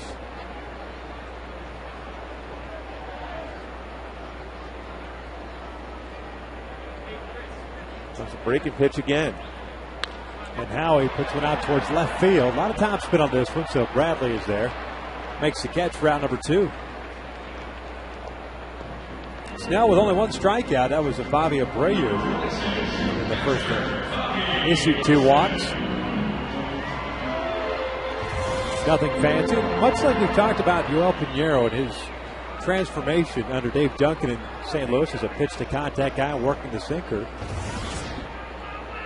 With the same type of thinking. Not so much the sinker, but for Ian Snell, instead of pitching at max effort, max velocity all the time, try to rely on off-speed pitch and location. It's another one of those off-speed pitches right there. You know, it's that BP fastball, not overthrown it. It's not a bad decision to make, especially if your fastball is not as good as it used to be and you can't overpower people with it. Kochman in foul ground. Makes the catch, battling that shot, and Snell picks up his first 1-2-3 inning through 4 here in Anaheim. Mariners up 4-2.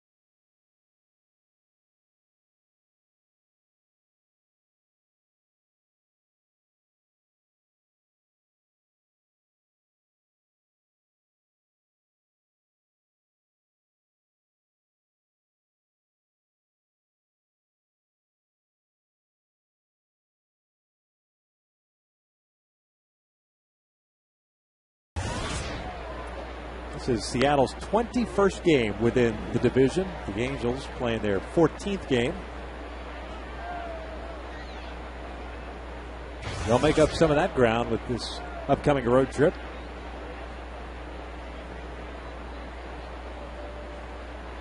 Outside, it's 1 ball, 1 strike. On Wakamatsu at the helm there in Seattle. Bradley takes low, and it's 2 balls and a strike. A 14-game road trip. 3 of which are back home. I mean, guys get to sleep in their own beds. Playing 3 at Dodger Stadium. As that pitch is outside, it's 3-1. It's always a fun series when they play the Dodgers. There's some craziness goes along with that series.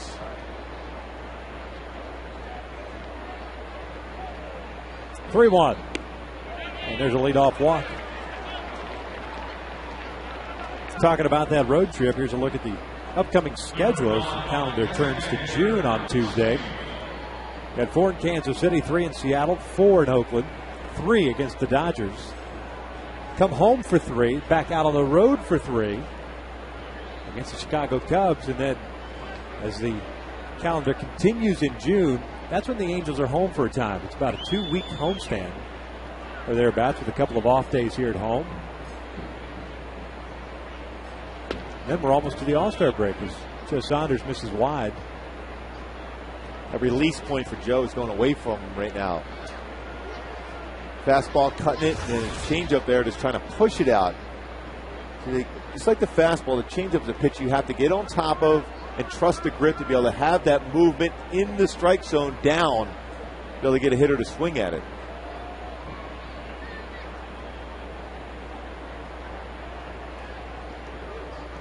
(1-0). Sweeney out towards left. Matsui onto the warning track, makes the catch. Tagging from second base and heading, or from first base heading to second is Milton Bradley. Heads up base running with Matsui almost all the way to the fence. Well, he saw Matsui going back and keep drifting back, so that was a good opportunity for Milton Bradley to be able to tag up and get into scoring position. Good base running. Matsui had to fight that. That ball was just missed by Sweeney, too. Picks it up, get himself in scoring position. That's the right decision to make.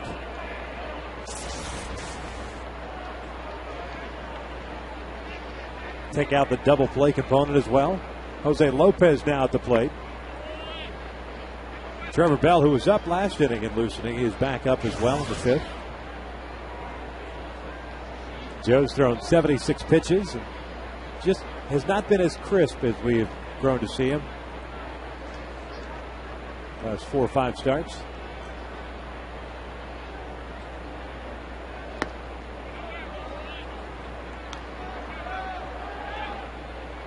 Well, that release point again on the changeup. 2 pitches in a row. Joe was unable to navigate into the strike zone.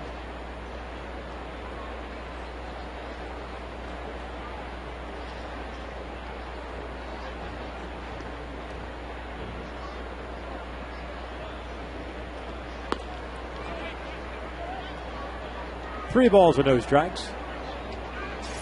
Casey Kochman, a left-handed batter. Well, that's another what show right here. Your optimal release point is going to be right at this spot up top. You see how the elbow is dragging right through. You want to be able to get on the spot and be able to go down and finish it off. See how it's dragging through and is pushing that pitch up in the strike zone. 4-pitch walk, and I mentioned Kochman coming up now. Butcher's going to come out and pay a visit and figure this will more than likely be his last batter unless he's able to induce a double play ball and get out of it. But just does not have the ability to go out there and repeat the mechanics necessary to kind of get back to throwing strikes.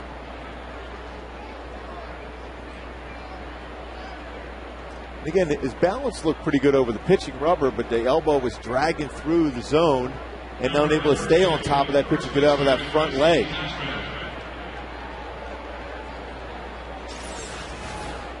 Again, the balance is very good right there, but then when it gets to this point now, he's going to release the ball, and then you see the front shoulders opening up so quickly, then all of a sudden the elbow drags through, and that's when you're going to see elevated pitches, and then, of course, trying to force it out, and the wrist is not on top, be able to finish it off. Kochman's 0 for 2 with a ground ball to third and a line out in the fourth inning.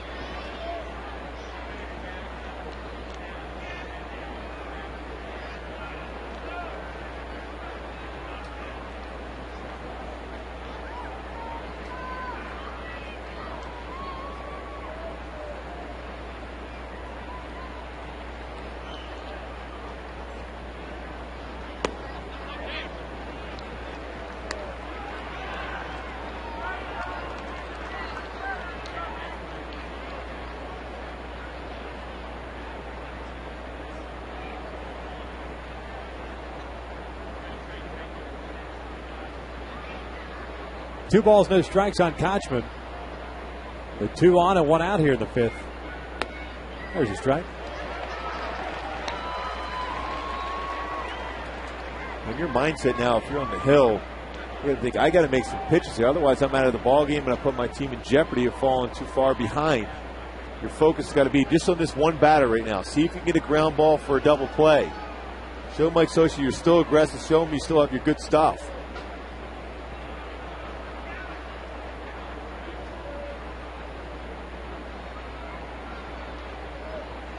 A look of frustration on the part of Saunders. Eric Ibar had given Joe the glove open sign behind Bradley, but never cut in.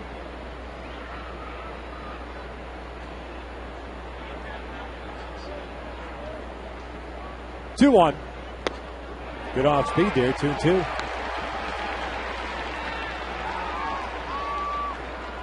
You can tell by that swing, Casey Kochman is. Most left-handers like the ball down in the zone. Casey Kochman is a guy that prefers to pitch up. Fastball being up. Go and serve that ball to left field much easier on the outside part of the plate and turns on the fastball on the inner half when it's elevated around the belt.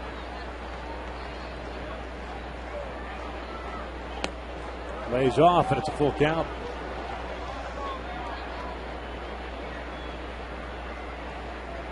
You can tell Joe trying to fight his way through. Wanted this pitch, thought he hit the spot. Been a little bit low by his reaction.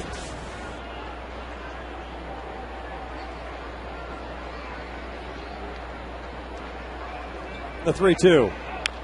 Kochman rolls out with foul. You see how he's been fighting the strike zone. His last 16 pitches, only 4 have been in the strike zone, so he's trying to fight his way through it. But again, you get a ground ball and an infielder get a double play, all of a sudden you get through the inning. If your offense can pick you up, you still can be in a position to get the win.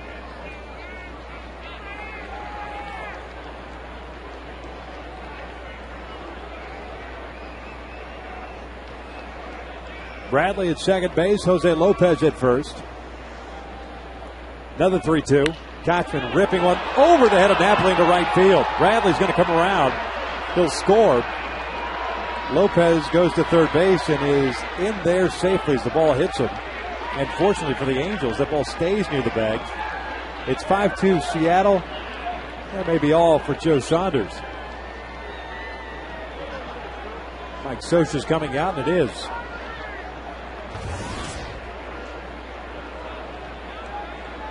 So we got a pitching change here in the fifth inning. 1 run in for Seattle, 1 away. And runners at first and third. Trevor Bell will be asked to keep it right there. Mariners up 5-2.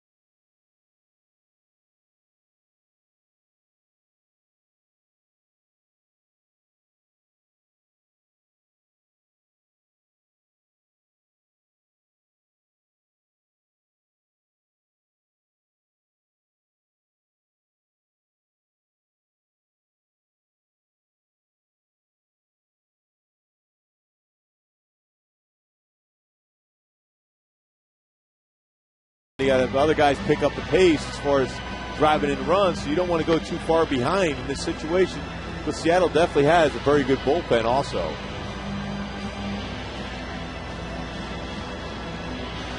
Bell will face the Mariners catcher, who is 2 for 2 in this one with a single and a 3-run home run that came in the 4th. One of the 10 hits allowed by Saunders.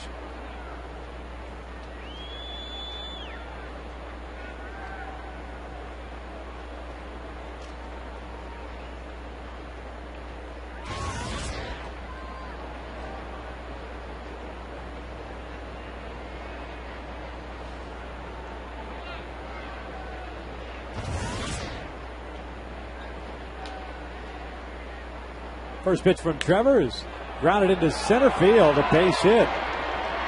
First ball swinging is Alfonso's. He's had a 3-hit game and now 4 RBIs. This is 6-2 Seattle. Gets a pitch right out over the middle part of the plate. It was a breaking pitch, it looked like. He's able to serve that ball right up the middle. Breaking pitch down.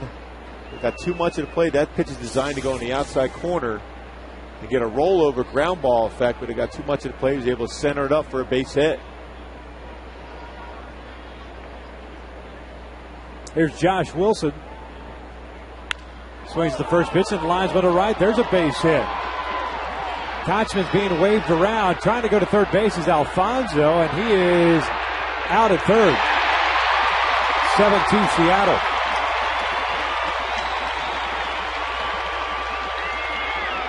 Wilson advancing to second on the throw to third base. Well, they're up there hacking at that first pitch.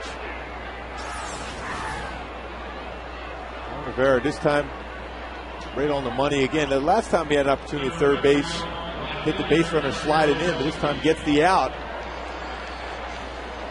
So we'll show that tag applied just before the hand got on the base. So Wilson in scoring position. 7-2 Seattle here in the 5th. And here's Ichiro. An RBI single in the second. He's walked and grounded out. He'll get the intentional walk here. Taking chances with Sean Figgins. Figgins had a 2-hit game today against Saunders.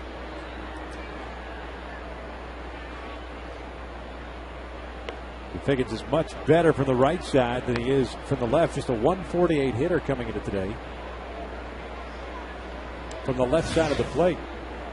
Close the book now on Joe Saunders. 7 earned runs in 4 1/3.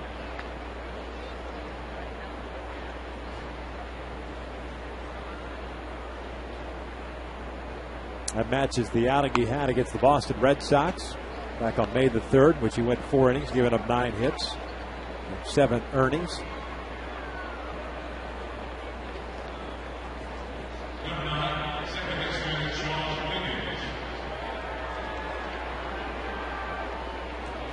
So here's Figgins, 8th man to bat here in the 5th. A couple of singles and a fly ball to left.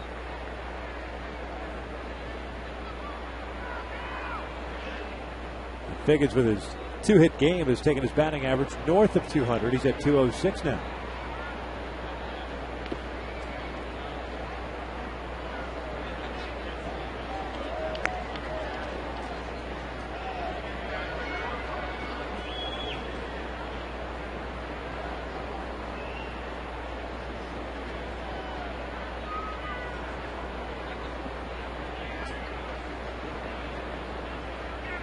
One-0 from Trevor.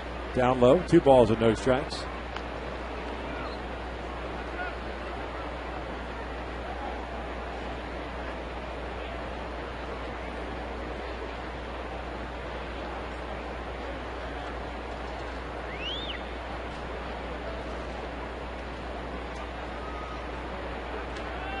Figgins on the 2-0, rolls one over to second. Howie to Napoli. There's out number 3, but the Mariners tack on 3 more runs. We head to the bottom of the 5th. Angels down 7-2.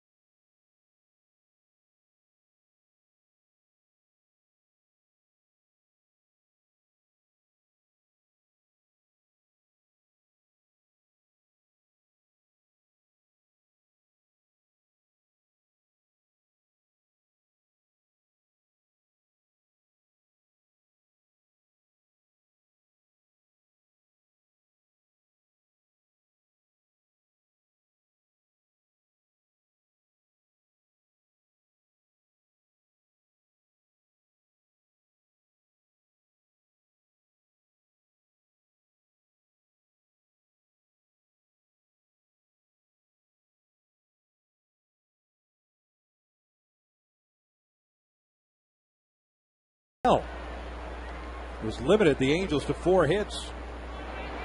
Taking that 2-0 lead in the first inning on Matsui's 2-run home run. But it's been very quiet since. 1 hit in the second, 1 hit in the third. The Angels went down in order in the fourth. So 5 in a row retired by Snell now.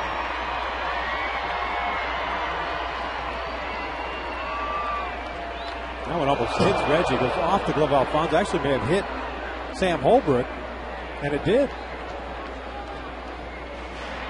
You're talking about missing location.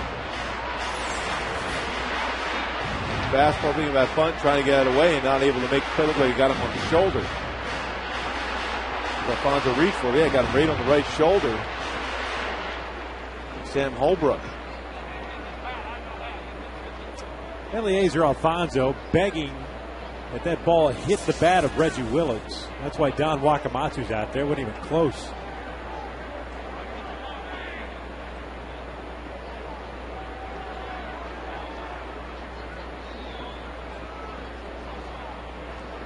Didn't offer at it.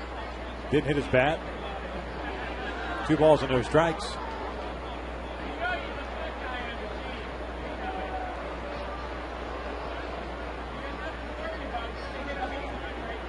And that's the thing where Reggie's trying to get out of the way. The baseball coming inside.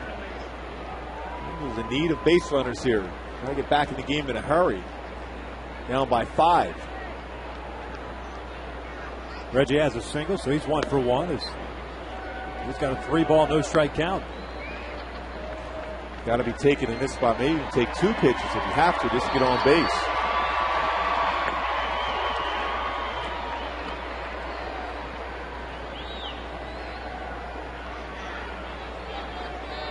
At 3-1. Full count now.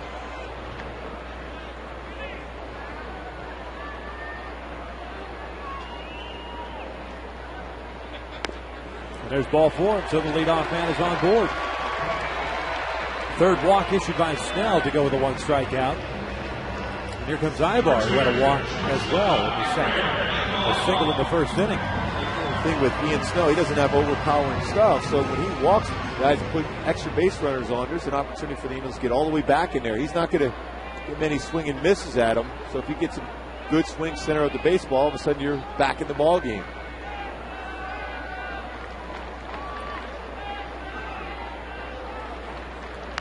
Ivar trying to bunt his way on, bunts it foul. Mariners getting some action going in their bullpen. Jesus Colomé is up. Not wasting any time. 1 walk, you're up 7-2. That must tell you something. That Wakamatsu doesn't feel real comfortable with the stuff that Ian Snell has on the mound right now. And he's walking people, slow, times to the plate, not really aggressive. He's thrown 78 pitches, and as we talked about earlier, just has not walked or worked deep in any of the games this year. And not because of a high pitch count or anything like that.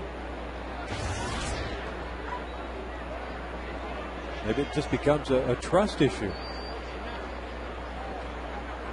He's got a 7-2 lead and a chance of not even sticking around for a W. Ibar takes upstairs, and it's 2-1. So if you're a starting pitcher and you've got a 5-run lead in the 5th inning, and you already have bullpen actually with 1 base runner, that should tell you something. I certainly wouldn't be happy, but the reality is you haven't proven or gotten the respect from your manager to be able to go deep in the game at this point. Another visit to the mound by Rick Adair.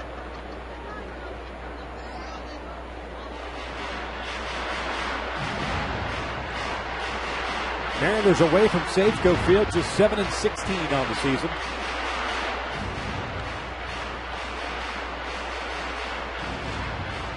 They came into today's game 7 games back in the West. They're in the middle of 20 in a row, while the Angels in the middle of 19 in a row.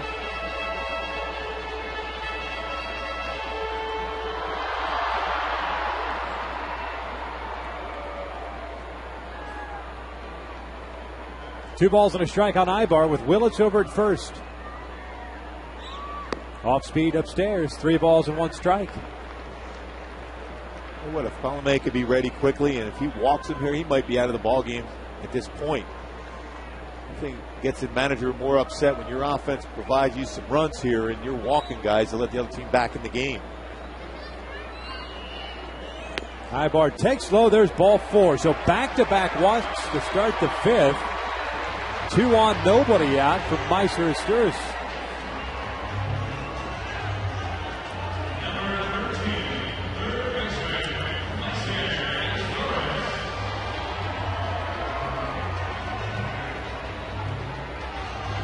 Don Wakamatsu's seen enough. And that has got to go just a straight confidence, as you were talking about. He's got a 7-2 lead with a chance to allow him to pick up his first W of the year. There's no one to blame but yourself there. You have to throw strikes. Forced a way to swing it on. Pitching change. We're in the 5th. Halo's down 7-2.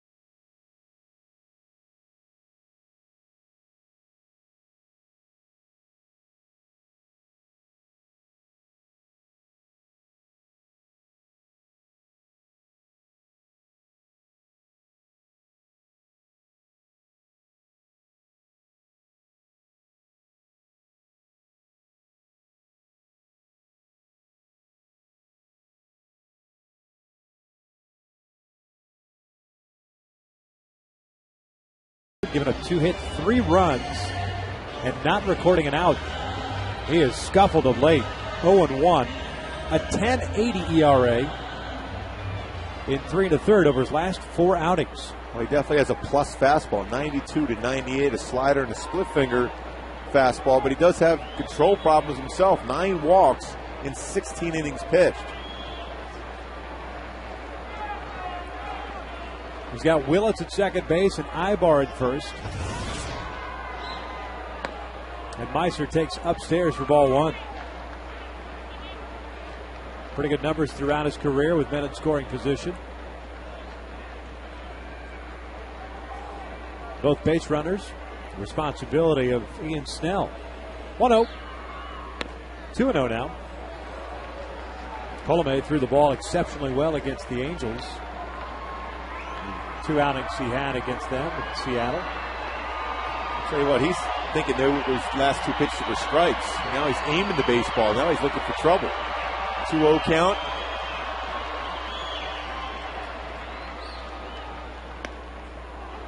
Two and 1.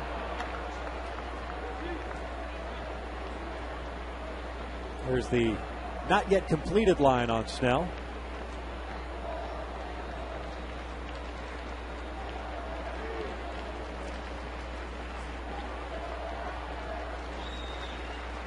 Meiser out towards right center field, chasing Gutierrez back. Willits will tag. Ibar late to get back to first base, will not tag. And Astures is a long fly ball out, the first here in the 5th. Well, Well, he didn't miss that by much. Just got underneath it. It's enough.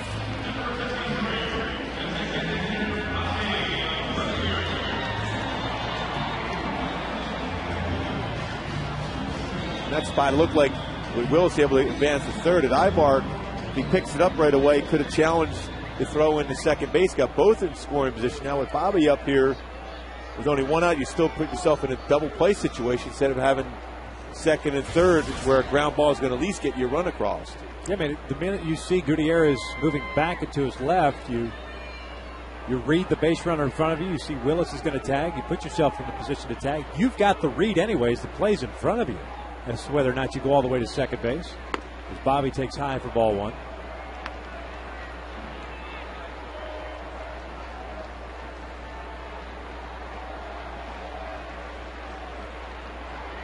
Bobby 1 for 2, a strikeout and a single.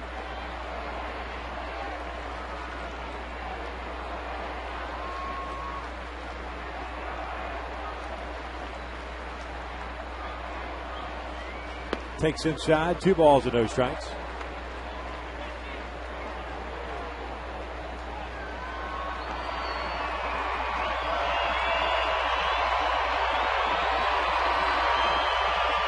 Eventually end up getting hurt. You come in out of the bullpen, you go 2-0, the first 2 batters you face, you're inviting trouble. Because you got to go with a fastball, and hitters guessing fastball with you. Better opportunity to square it up.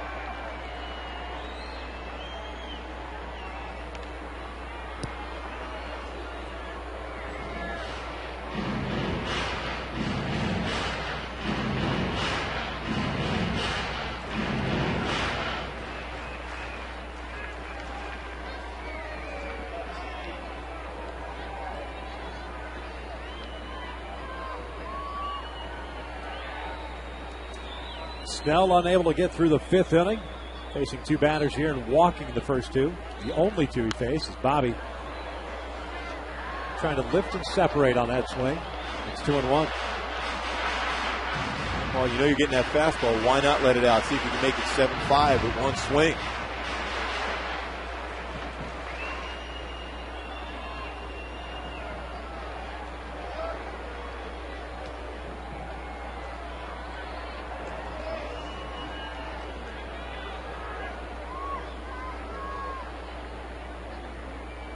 Two-1. Outside, 3 balls and a strike. Matsui's on deck. Proud owner of his 7th home run back in the first inning.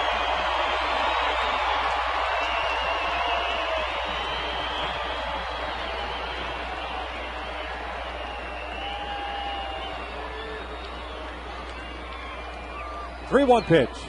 Outside, no. Bobby thought it was ball 4, as did I. Caught the corner apparently, and it's a full count. We got Alfonso setting up inside, and this ball ran out over the plate. And he gets the benefit of missing location like that.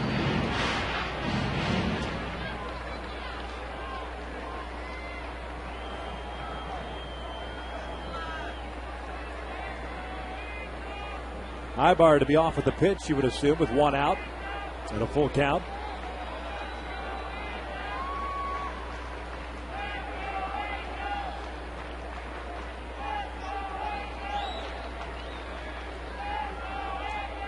There he goes. Abreu pulling down with foul.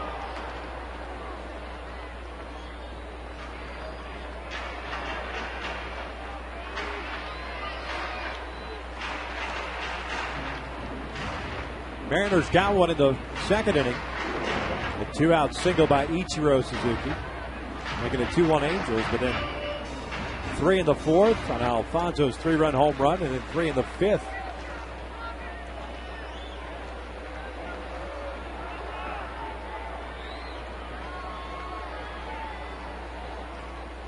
Ibar goes again. Abreu fouls that one back.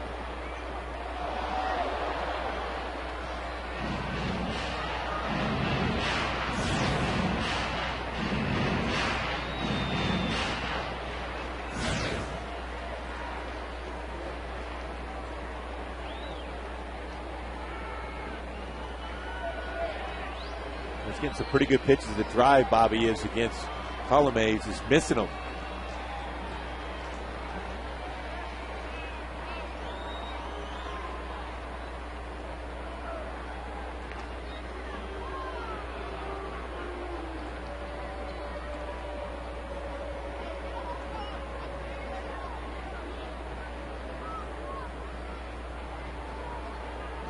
Reggie over at third base, Ibar at first.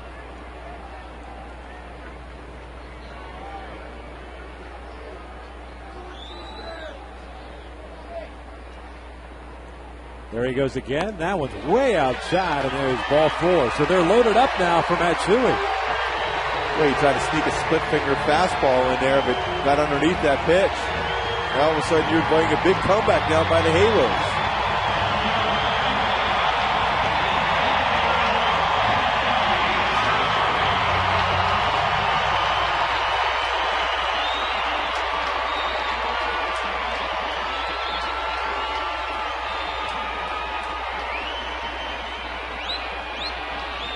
Matsui 1 for 2 with that 2-run home run in the first inning. And a bouncer back to Snell in the third.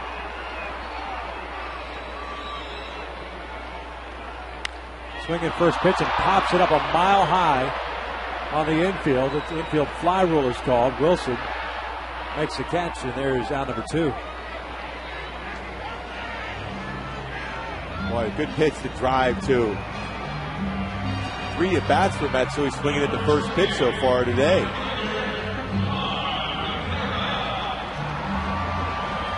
So it'll be up to Juan Rivera here with 2 outs. 3 walks in the inning. Willits at third, Ibar at second, and Abreu at first base. Well, you got to capitalize on those mistakes by Mariner pitchers to have 3 walks when you're up by 5. Juan Rivera still struggling to get that swing back, but this is an opportunity to get it back in a hurry. Juan's 0 for his last 19. 0 for 1 today with a walk.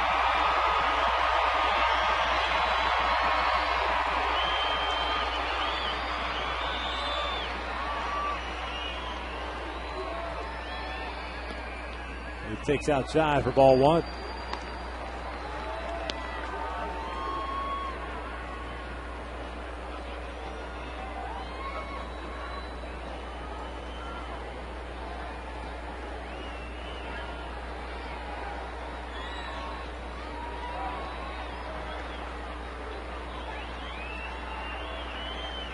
One 0 pitch. Outside, 2 balls and no strikes.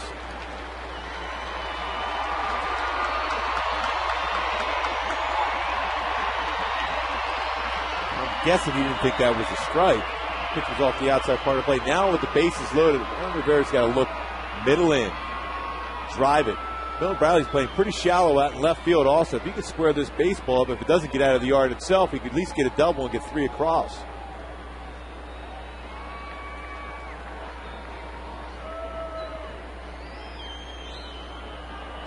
2-0 from Colomé, and that one's a strike, 2-1.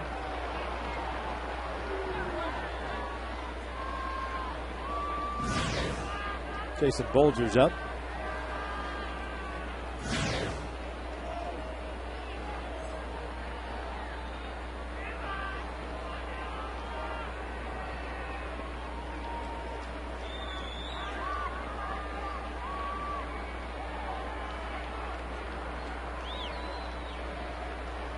Good hitters count. Colomé stepping off.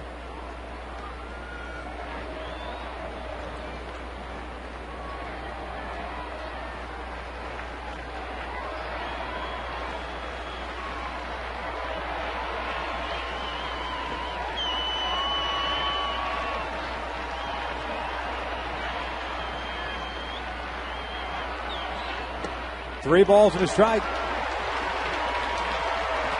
Got to make a throw. Go full, get the merry-go-round going with 2 outs. Exactly. Unless this ball is on the inside part of the plate where you can drive it with authority, might as well take that pitch, especially for the guy who's aiming the baseball. I tell you, that plate gets awfully small with the base loaded 3-1 count when you know you have to throw a strike.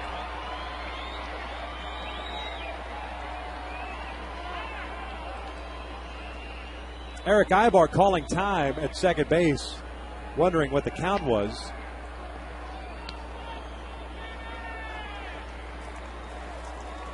It is 3-1 with 2 outs. Going on contact, otherwise staying there. Here's the pitch. Ball 4, and he walked in a run. 7-3 Mariners.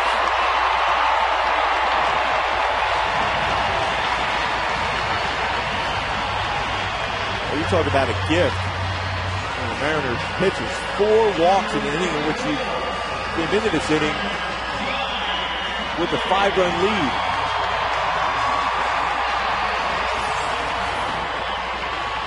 Trying to force and aim that fastball. No chance of being close to the zone. So reaction shows the disappointment. And you know what? You got to throw it in the middle part of the plate with that type of movement and that velocity. Juan Rivera gets credit for an RBI. His 21st of the year. Now Mike Napoli gets a chance against Colomé. Well, Mike, the first 2 at-bats has taken a fastball. First pitch each time, right down the middle and taking it. If he gets another fastball now, this would be a pitch to be able to drive.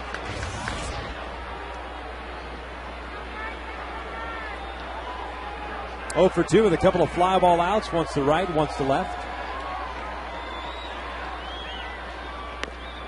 He'll take a fastball for a strike, and it's 0-1.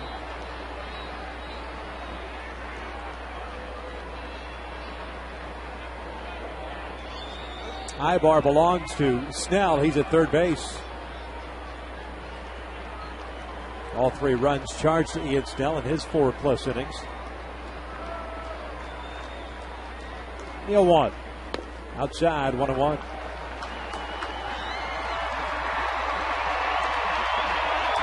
Completely different guy that we saw in Seattle. And I'm talking about Coleman.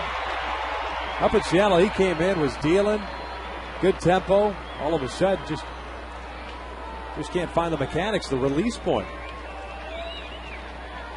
The 1-1. Napoli swings through a fastball there, and it's 1 ball, 2 strikes. Again, when you're throwing 93 to 96, why are you worried about hitting your spots? You want to be aggressive, just throw the ball. Trust that not only he throws that hard, but he has movement on the fastball. Now, if you're Mike Napoli now, you got to shorten up your swing here. Put it in play.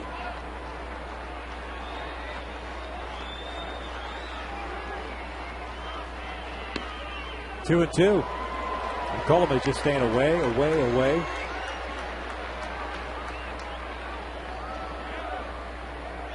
Got Ibar at third base, Abreu at second, Rivera over at first.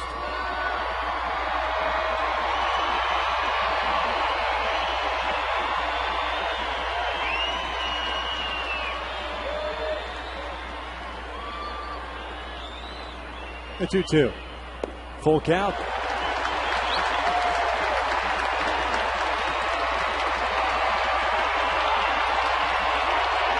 So we'll get the merry-go-round going. Base runners going on the pitch.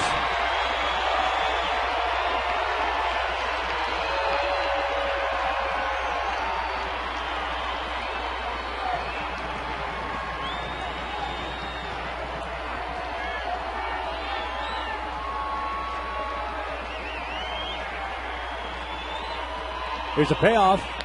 Check swing. He went around, says Mike Napoli. It says the home plate umpire, Sam Holbrook. Napoli can't believe it. Got to get some help on that one. Angels get a run. They trail it 7-3.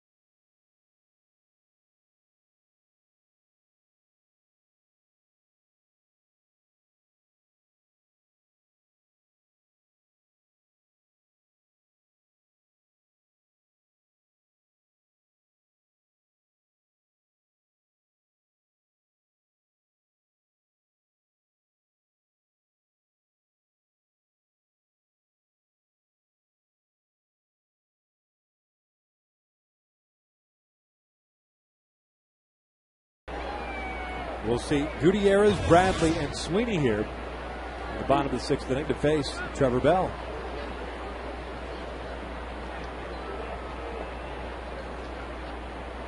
Gutierrez in this one, 1 for 3, had a single in the first. He's popped up and grounded out as Trevor delivers a breaking pitch for strike 1.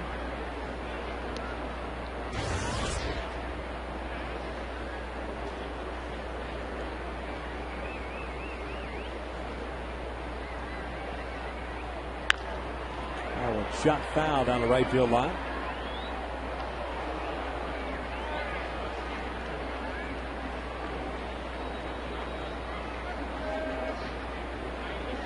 And Gutierrez in the hole quickly at no balls, 2 strikes. Trevor came on with 1 out in the 5th inning in place of Joe Saunders. Gave up a couple of singles, an intentional walk to Ichiro before getting Sean Figgins to ground out. Now he's got to set up right now to a swing and miss at a slider or curveball off the outside corner after that up and in fastball. 2 balls, 2 strikes. I'm trying to muscle that slider through, but got underneath it and elevated it.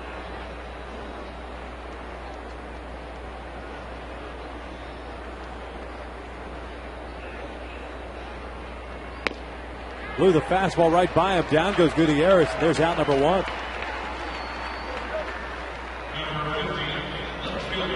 So that'll bring up Milton Bradley, left fielder who was 0 for 2 in this one with a strikeout, a ground out, a walk, and a run scored. Mentioned earlier that the Oakland A's got beat this afternoon by the Tigers as Bradley takes up and in for ball 1. 10-2 the final in that one. White Sox beat the Rays 8-5.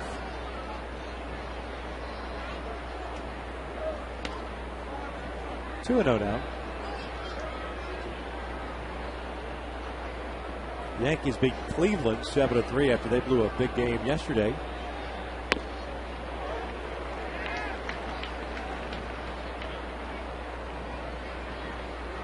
The Rangers and Twins later on tonight, 5 Pacific. Broken bat, ground ball to second base. 2 outs. Good fastball out of Trevor Bell today. Now Gutierrez is swinging a fastball 91, threw it, breaks the bat of Milton Bradley in a good fastball count. Tells you he's got some good life on it. Outer half shatters that bat. Concentrates for Howie to be able to make that play.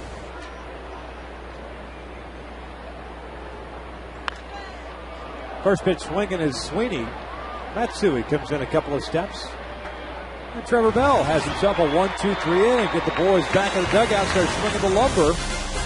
Now with Kendrick, Bobby Wilson, Reggie Willis when we return.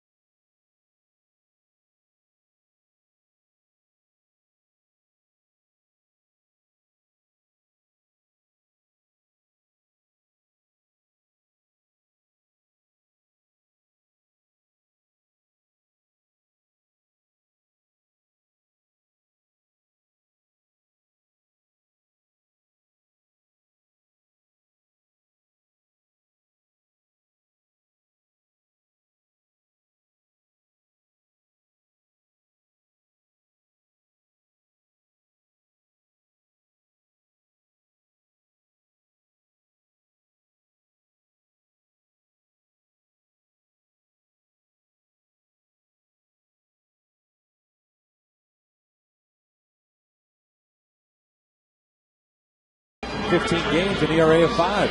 Doesn't overpower you with his fastball. 88 to 91, curveball, slider, and a changeup. Guy that pitches to contact, throws a lot of strikes. Teixeira out of Saddleback Junior College, native of Hawaii. Gotta love it when the youngsters are dancing to Casey and the Sunshine Band. It's like old times for you, Victor.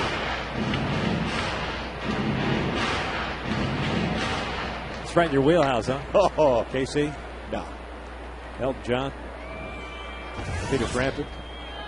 Peter Frampton Comes Alive. Great album. Howie Kendrick to lead things off here. Kendrick, Wilson, and Willits.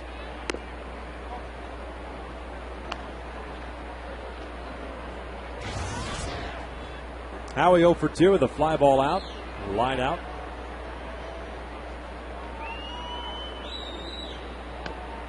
There's a strike. Teixeira, 22nd round pick by the White Sox in 2006.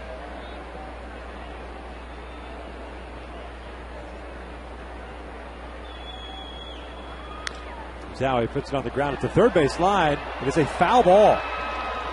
Greg Gibson making the call almost immediately. And so Howie will head back to the plate with a 1-2 count.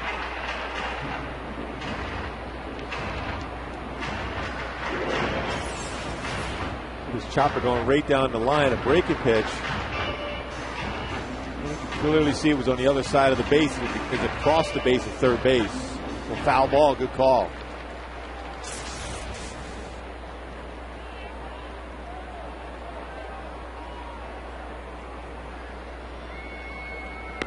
Outside, 2-2. Teixeira was selected in that Rule 5 draft back in December from the New York Yankees after they had acquired him the previous offseason. It's part of that Nick Swisher deal from the White Sox.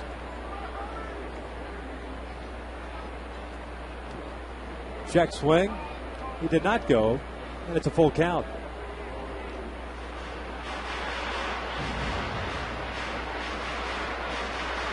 So full count on Kendrick, the leadoff man here in the 6th inning.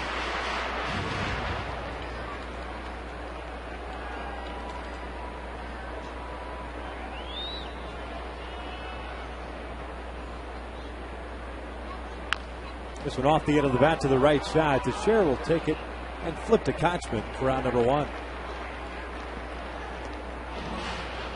0 for 3 days for Howie. To bring up Bobby Wilson. Teixeira last year, pretty good numbers at AAA Trenton, 9-6 at 284 earned run average in 41 games. Picked up a couple of saves. He had 6 starts, and in 41 games racked up 101 innings.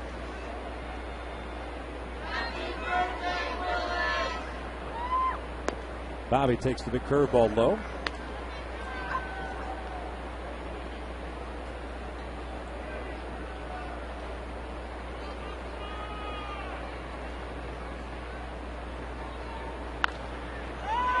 Popped up to shallow right center field. Gutierrez coming on. And there are 2 away.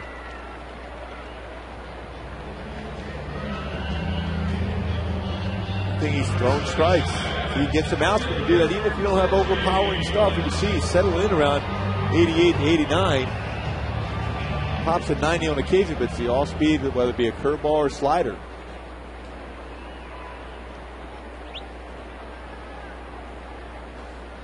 So here's Reggie Willits. He's single and a walk. He's also scored a run.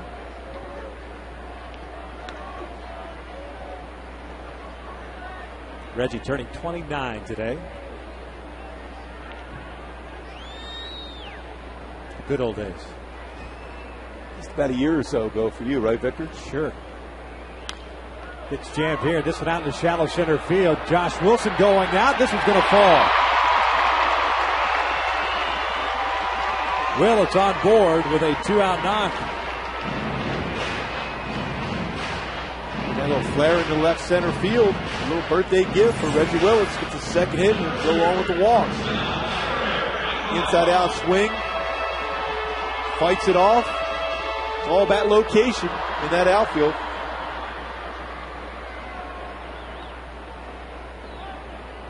You don't want to take that chance to be thrown out there at second. You need base runners when you're down by 4 late in the game. Ibar swing at the first pitch, slashes one foul. He's been on base all 3 times. With a leadoff single in the first, stole a base, scored a run. He's walked the other 2 times up. A base hit snapping an 0 for 13 stretch for Eric.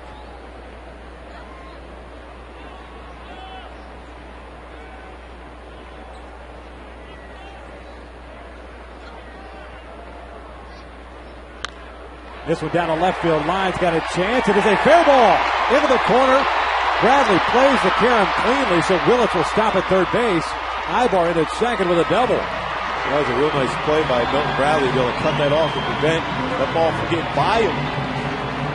That's in that corner of the outfield left field. If you don't cut that off, it gets around. That could at least be a triple. Instead, prevents the run being scored. Back up breaking pitch. You can see in the X mode, the pitch didn't get where it wanted to be. He's able to stay back, trust his hands, hit that ball to left field. Solid job by Milton to cut that off and get it in right away to the cutoff man. And with that 3-man umpiring crew with Brian Knight leaving the game in the third inning, it was Sam Holbrook's call, the third base umpire. Meiser steps up with 2 on, 2 outs, 0 for 3 today. He'll take a strike. 3 fly ball outs for Asturias.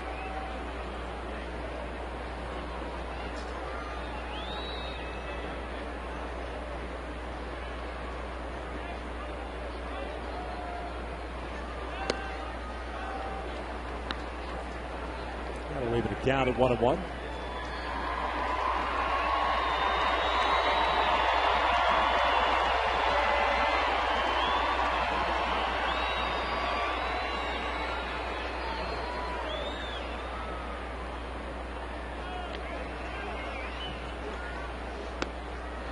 Lays off that sinker, and it's 2 balls and 1 strike.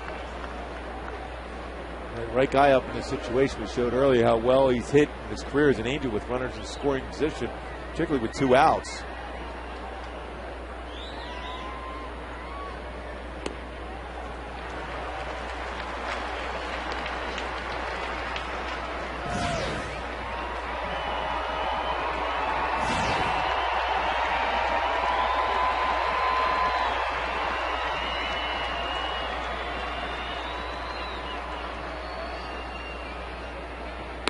He lost him, so they are loaded back up just like they had him in the 5th.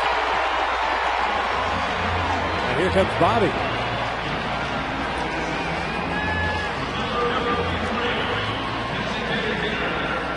Another visit to the mound by Rick Adair. 7 walks in this game by Mariner pitching, yet they've got a 4-run lead.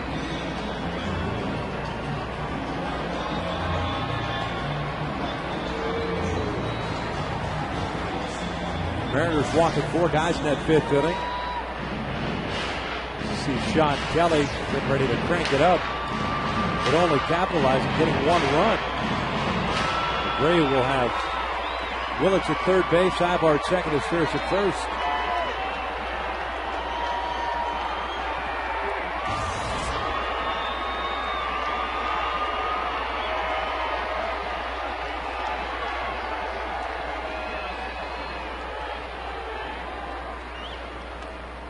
One ball, no strikes. Angels with 2 grand slams on the season. Abreu had 1 in New York. And of course, Gentry's yesterday.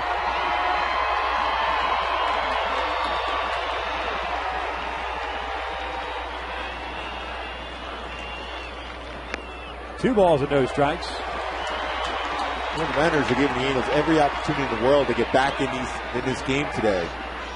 Missing location, walking batters. Got to take advantage when you can. 2-0 count. Should be just a perfect fastball count.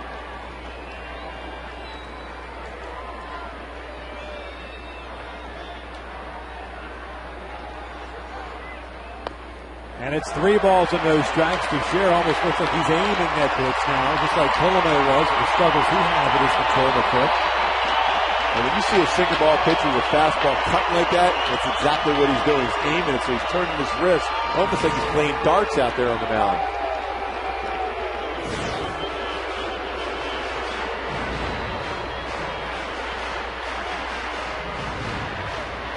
I wonder what the conversation there at this point, other than the fact that he wanted to give him a breather, let him think about it. Hey, throw a strike. I mean, it's 3-0. I mean, this is all about allowing Sean Kelly to get loose out of the bullpen. He's got to come back at you twice more. I mean, you got a patient hitter that rarely swings 3-0. You'd think he'd take 3-0. If he gets a strike, it'll be a 3-1 count that more than likely will be taken as well. Exactly. There's a chance of him throwing a pitch close to the zone here, or a minimal, because of the fact he's aiming that pitch now.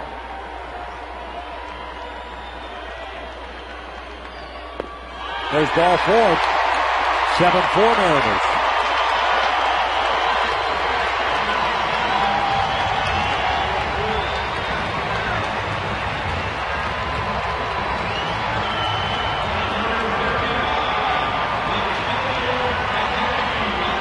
Don Wakamatsu's coming out. We're going to have a pitching change.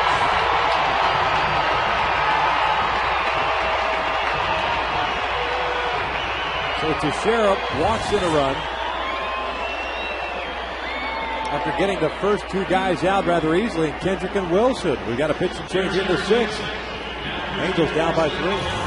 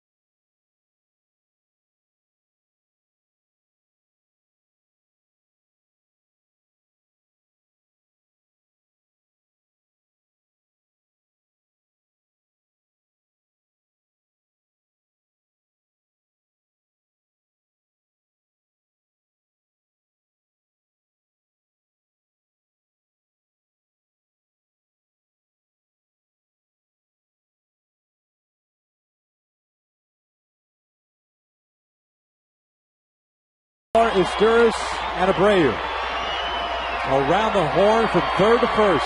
Here's Matsui. 1 for 3. The 1 a home run, a 2-run shot in the first to 7th. And now with 26 home runs. Pardon me, 26 RBIs. That'd be a heck of a first 2 months. 26 bombs. That's not bad. Pretty good pace. Takes a breaking ball first pitch for a strike. We go back to that first inning home run off Ian Snell, the starter. The very first pitch he saw. That was a 2-out home run. Putting the Angels up 2-0. That was about 2.5 hours ago. The 0-1 pitch. Matsui fouling that one back. Well, we had a good pitch to hit, too. Missed location. He wanted inside, and he's got a lot of the plate. I'm sure he had a powerful swing and fouled it back.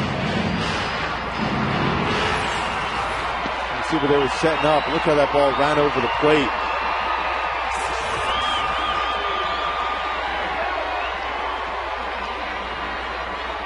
No balls, 2 strikes.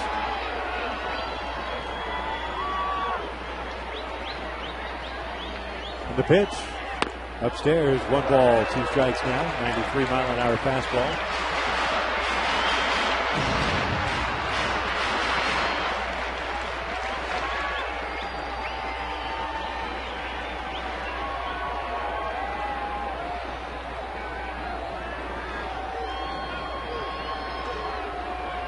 Outfield straight away against Matsui. Well, that looked like it got his glove, the catcher's glove. Catcher's interference, and Eliezer Alfonso will get charged with an error there. That'll bring home a run. It is 7-5. And how many times have we seen that so far this year with Matsui? Because he trusts his hands, stays back on the baseball so well. You have a catcher, especially a guy that doesn't catch a whole lot, reaches out for the ball. He hit the glove. So the base is still loaded. You'll be able to see it. It's a perfect view for it as he reaches out right on the glove, knocked it right off his hand. Matsui pointing right away. That's a big break. There's Juan Rivera. 0 for 1. Takes a fastball right down Broadway for strike 1. Talking about getting some gifts. Our last couple runs for the Angels, 2 via the walk, and then that one via catcher's interference. Catcher's interference. An RBI for Matsui. 7-5 Seattle here in the 6th inning. The 0-1 rolled foul. This one in. A little pinball action in that dugout. You see Ibar as the man down. Just ducking out of the way. Mysteris Abreu Matsui around the horn.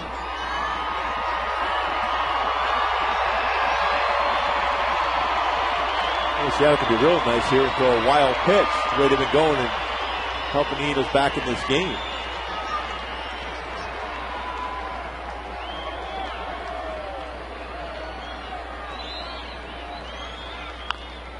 Juan pops one up. Casey Kotzman is over. There's out number 3. The Angels get 2 more though, and through 6, Mariners up 7-5.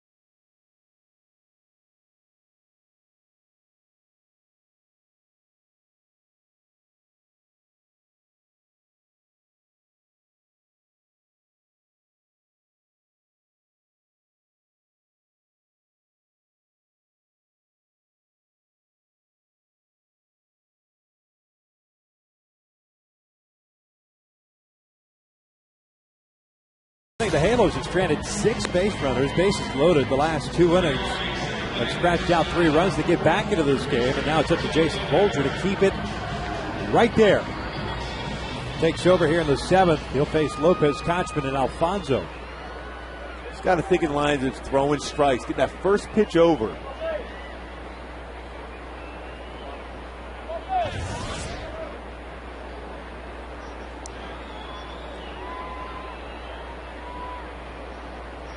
First pitch from Bolger, a breaking ball down and away. And it's ball 1. Lopez with a fly ball to center, a single with a run scored, a walk and a run scored. So 0 for 2. Pardon me, 1 for 2. There's that curveball. It's in for a strike, evens the count.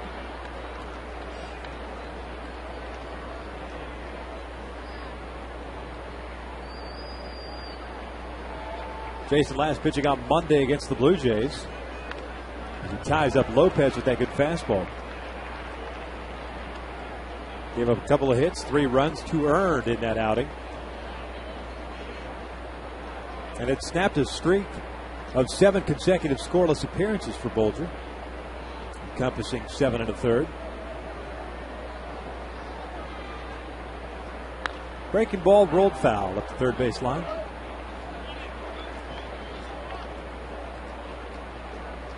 Talk about an opportunity to go out and throw down a shutdown inning for Jason Bolger to get the offense going. The Mariners have given Eagles many opportunities to get in this game. A couple of walks with the bases loaded, catches interference. All of a sudden, it's just a 2-run deficit for the Angels right now. Another 1-2. That is pulled foul.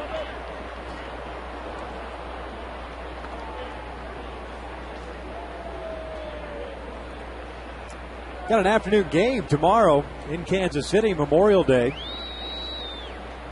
Beginning of a 4-game series there against the Royals. Luke Hochevar going for Kansas City, going up against Irvin Santana. Breaking ball got him looking. Good pitch on the outside part of the play. There's out number 1. A good spot for that breaking pitch. Well, Jason did a nice job staying within his mechanics. Got on top of that curveball. Dropped it down right on that outside corner. Perfect spot. Unhittable. This one will show the rotation. The difference in the rotation of the baseball and the seams you see from a breaking pitch as compared to a fastball. Here's Kochman. 1 for 3, an RBI single and a run scored. Ripping that one foul. The game tomorrow is 11:10 here Pacific. Fox Sports West. Tuesday night and Wednesday night, you've got Brian Bannister against Yoel Pinheiro. Kyle Davies against Scott Kazmir. Both of those games at 5:10 Pacific. Also on Fox. Hey, what do you know? Zach Greinke is facing Jared Weaver. Weaver never faces the other team's ace. No, never. It's always fun for him to go out and face a guy that's throwing about 95 and hitting the spots. But he did a great job yesterday, Weave. King Felix only gave up 1 run, that home run to Bobby Abreu in the 8th inning. That Thursday game's an afternoon affair as well. Zach Greinke, 11 starts this year, 8 quality starts, 1-6. That'll make you feel real good about yourself. Dealing like that and you got 1 win. Kochman lays off the breaking pitch. We lost yesterday again, 1-0.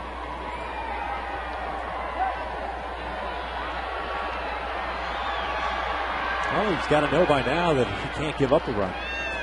He's got to do nothing but zeros. You got to be better than that, Zach.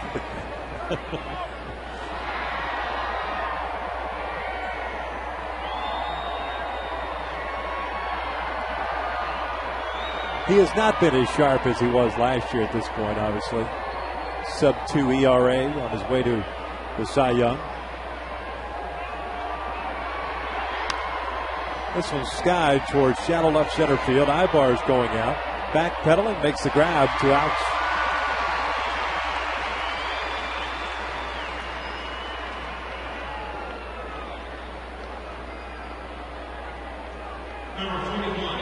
And here comes Alfonso, the catcher. 3 for 3. A couple of singles and a home run. 4 RBIs. Second time Pardon me, first time since 2007 he's had a 3-hit game. First time he's ever had a 3-hit game and a catcher's interference. Curveball is low and away for ball 1. He's out there hacking early in the count, that's for sure. He's looking for a fastball.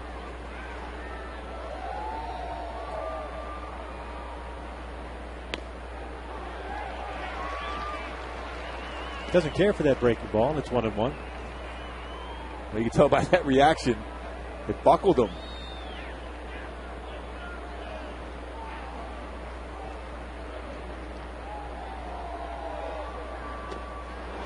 One and two now. Trevor Bell, by the way, went an inning and 2/3, struck out 2. There was 1 walk. It was intentional to Ichiro. He gave up a couple of hits, no runs.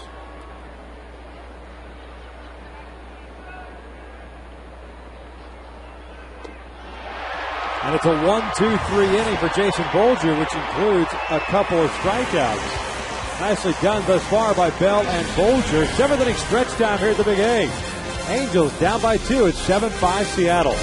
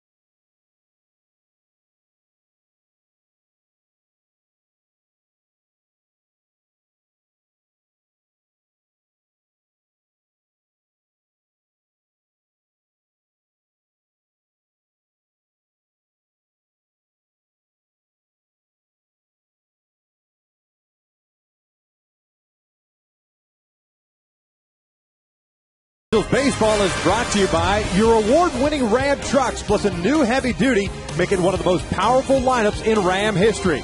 By Howard's, official superstores of Angels baseball. And right now, get a great deal on your new Nissan during Nissan's National 10 event. See a Nissan dealer today. Well, you go from the beach. See, they're having a party there. They were saying hi to you, too. How do you do it? How about that? All the way to the San Bernardino Mountains. Snow-capped. That's beautiful. Unbelievable. How great is California? Oh, no doubt. We take a look at the Jack in the Box game summary. Eliezer Alfonso, 3 for 4 with 4 RBIs. The Angels offense, season high 8 walks, but still down 7-5. They've stranded 6 base runners over the last couple of innings. See if they can get it done here. Sean Kelly's back out there. He came on, got that 3rd out finally in the 6th inning after Hideki Matsui picked up the RBI on the catcher's interference. It'll be Napoli, Kendrick, and Wilson down by 2 here in the 7th. And Mike takes a strike. Napoli's 0 for 3. Fly ball to right, fly ball to left. Struck out the end the 5th inning with the bases loaded on a check swing. Napoli breaks his bat, loops one foul and out of play. It's no balls, 2 strikes. But now because of those walks and the catcher's interference, they're just a base hit and a home run away from tying the game up.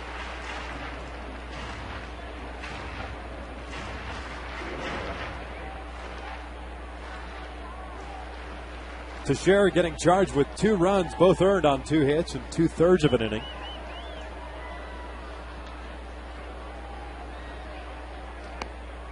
One ball, 2 strikes.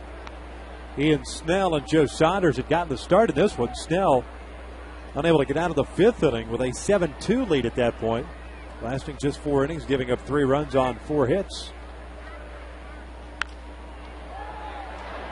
Saunders, 4 1/3 for him, just was not crisp this afternoon. 7 runs all earned, 10 hits including a home run. Fernando Rodney's up and loosening now. Jason Bolger with 1 solid inning of relief. 2 punch outs. 1-2.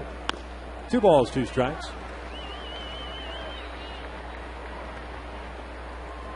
Boy, this command from the arms out of that bullpen from the Mariners has not been there today.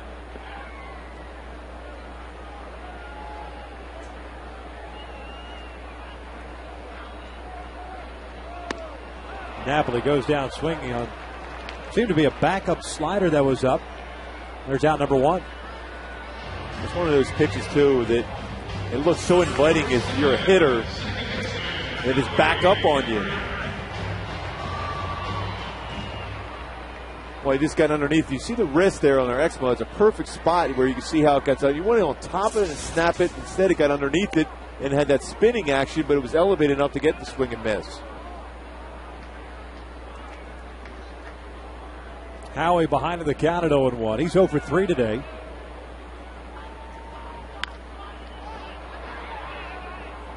Oh, 2 now.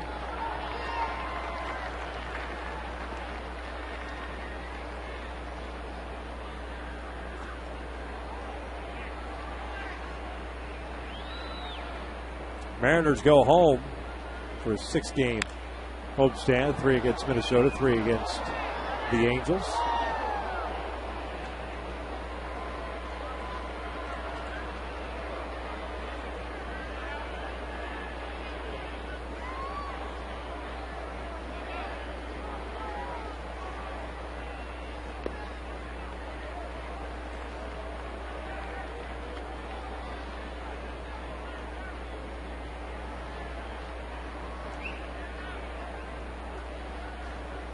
Kelly doesn't waste a whole lot of time out on the mound. Delivers the 1-2. Howie out to dead central. That ball's hit well. Gutierrez back. Gone! Big fly for Howie Kendrick. 7-6 Mariners. Well, it's good to see Howie center up baseball. Dead central. That ball got out in a hurry. Gutierrez was trying to get back there as quick as he could. It was a mistake pitch out over the plate. First time in a while we've seen Howie center up the baseball, stayed back, drove that ball. His pitch was down too. Not a bad pitch, just a better swing.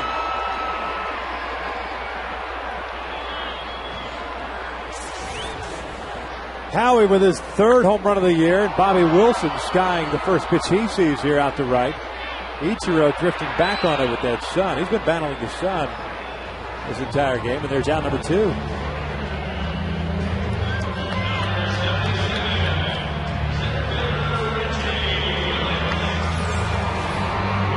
Here's got about as high up on that wall as you possibly can, just over his glove. There's new trees in the hitter's eye here at the Big A. So 2 outs, bases clear for Reggie Willits.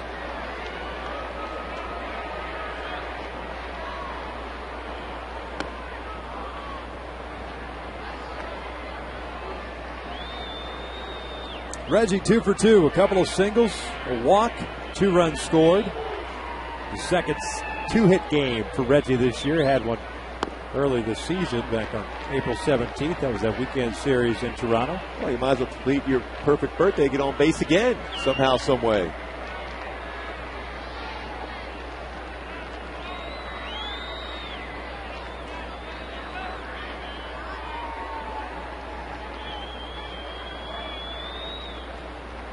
Two-0.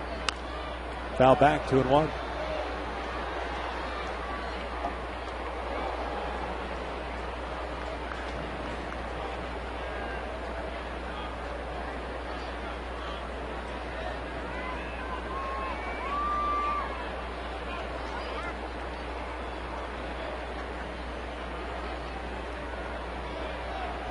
Reggie showing bunt, a beauty up the third base line, barehanded by Kelly, and he throws out Willits for out number 3. The Angels do get one, courtesy of Howie Kendrick, his third of the year through 7. Mariners up by a run now. It's 7-6 Seattle.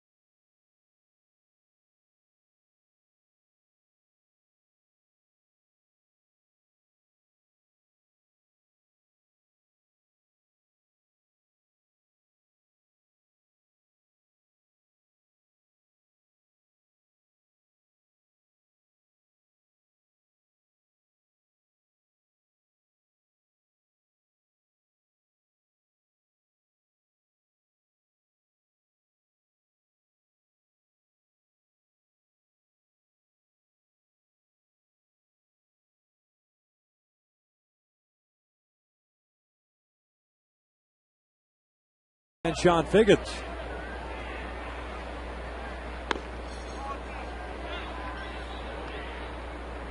The Australian, Ryan Roland Smith, is up and loosening now. And he's been a starter at times, too, for the Mariners.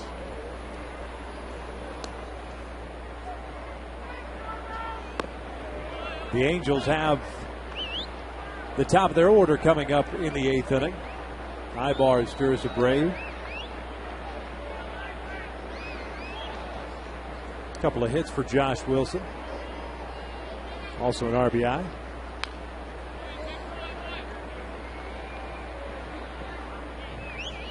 And it's 2 balls and a strike. Bolger had a very good 7th inning. A couple of strikeouts and a pop-up.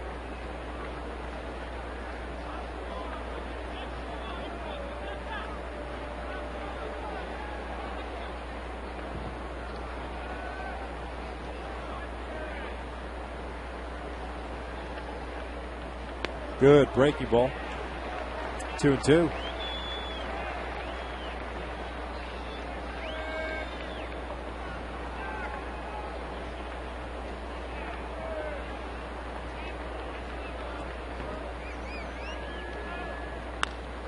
Reaching for it, a little looper over to Ibar, and there is the first out here in the 8th.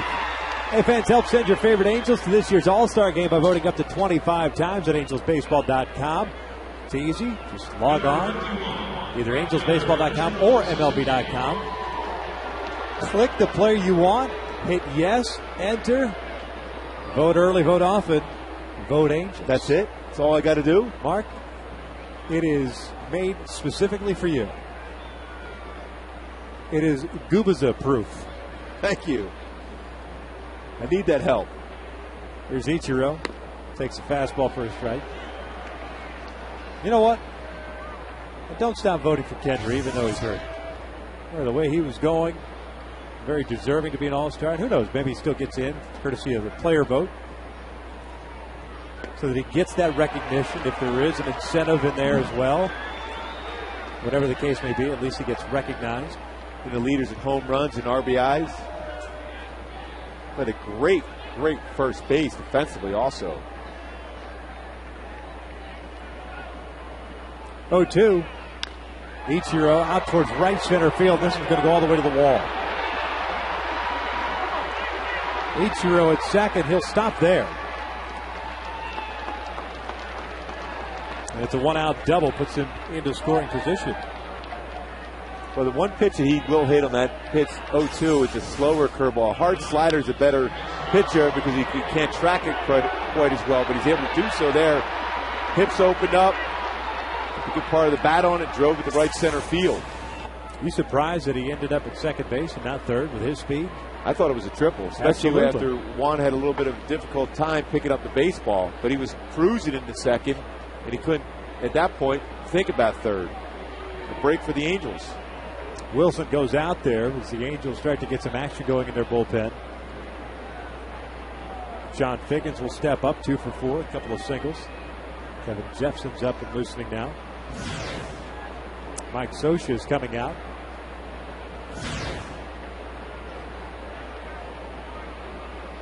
Jepson will continue to rapid fire down at the pen. But it is a warm afternoon here. Doesn't take a whole lot to get loose. Mike's going to take his time out there. Now we'll make the call. And Bolger departs after an inning and a third. A pitch and change here at the Big A. Kevin Jepson will be called upon to keep things in check as the Angels trail at 7-6.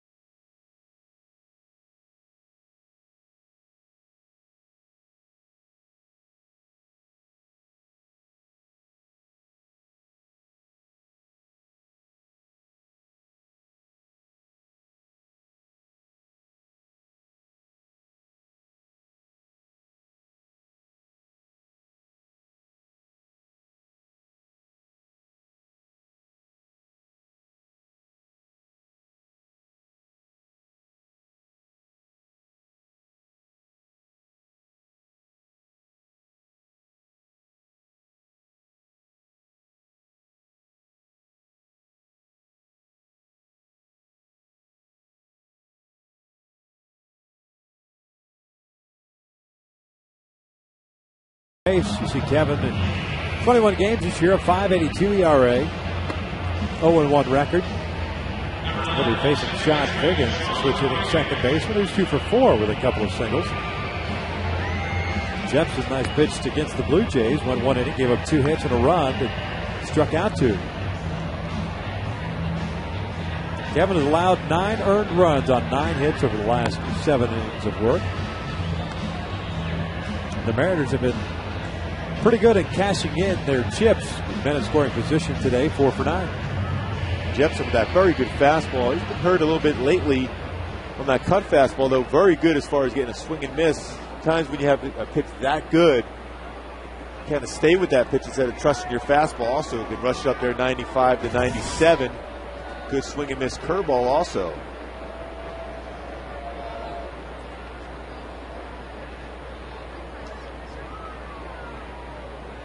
First pitch fastball is up high. Figgins with a single in the first, a single in the fourth.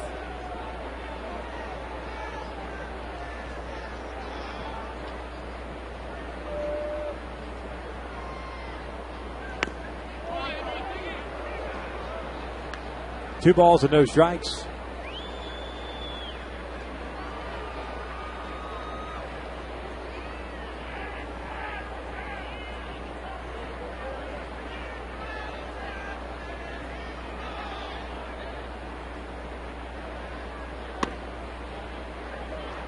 And it's 3-0 now, with Franklin Gutierrez on deck.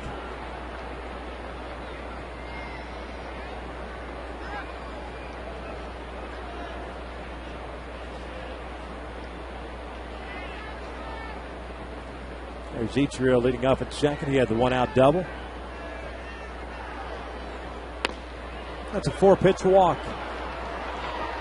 Puts 2 men on now. Gutierrez steps up, 1 for 4. With a lot of speed on the base pass now for the Mariners with Ichiro and Sean Figgins. The barrier looks. Most important when Ichiro at second base, you got to look him back. Go 1 look, next time around go 2 looks. Don't give him the same approach to the plate each time, then he'll be able to time you.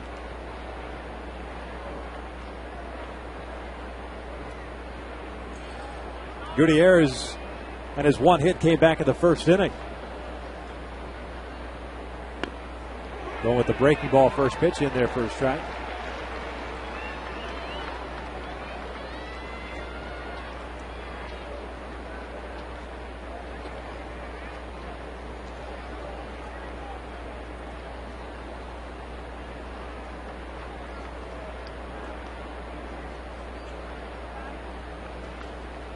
Reggie shading Gutierrez towards right center field, the opposite way.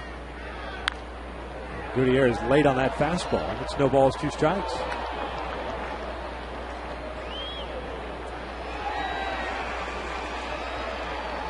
Even though Kevin overall, you look at ERAs for the bullpen, you have 1 bad inning and boom, your ERA goes up through the roof. And it takes multiple outings to have it come down, but ever since that series up in Seattle where he really wasn't feeling 100%, especially with that knee, hasn't been able to kind of push off. Not hurt. He feels fine.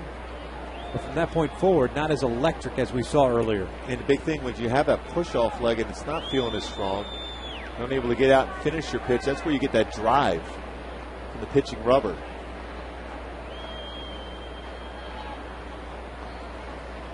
Ichiro at second, Figgins at first. Here comes the 1-2. And got him looking. Down goes Gutierrez. There's out number 2.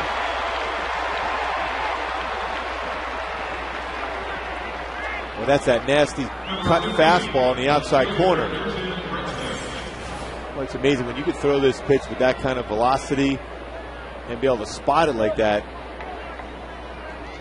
Well, the Expo really shows this the break. The late break on that cut fastball. Most curveballs or true sliders have more of a break to it. That thing is just real sharp and quick at the end.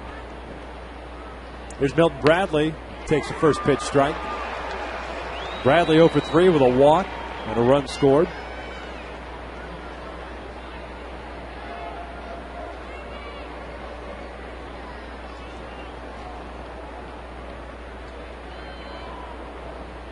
That one down and in. 1 ball, 1 strike.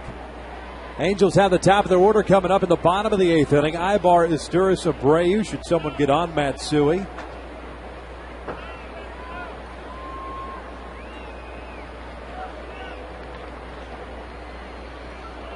The 1-1. This one's fouled off the screen on the third base side. But Milton decided to pull the trigger on that pitch a little bit late. There's, thought process. Sometimes you trust your hands to be able to get that ball deep in the strike zone, but that was a little tardy.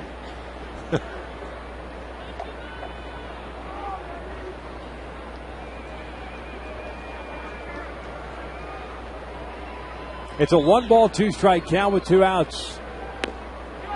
They want an appeal. No, he didn't, says Greg Gibson. Well, that's a perfect spot, 1-2 with that slider slash cut fastball underneath the hands by the back foot. Look, he did hold up on this, but that's a perfect spot to do it. Right in there. Close. Breaks his bat, rolls with his short line of spin. They go the short way, and they force out Figgins for out number 3. We head to the bottom of the 8th inning. Angels down by 1. Check out young Mark Gubicza trying to start the rally. I'm back right now.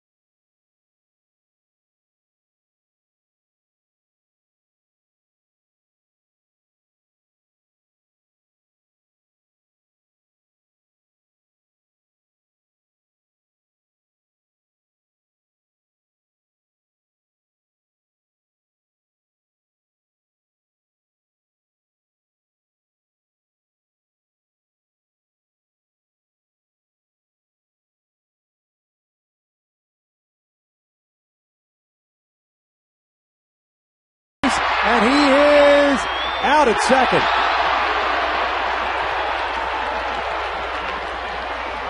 Man, oh man. No real reason to try to do that, but you take the leadoff man and get on board, take your chances from that point forward. That's because you have opportunities in situations where you can go bunt, you can go hit and run. Boy, that's well placement, but great job by Josh Wilson. It's get back there. He assumed that Ibar was going to take that shot. His field the ball, spun around and made the throw to second. Again, first base is fine. Maybe with 1 out or 2 outs, you try to get into second base, but the leadoff hitter that you executed the bunt for a hit, you want to be satisfied at first base. 0-1 count. Swing and a miss on the off speed. It's 0-2 on Meiser.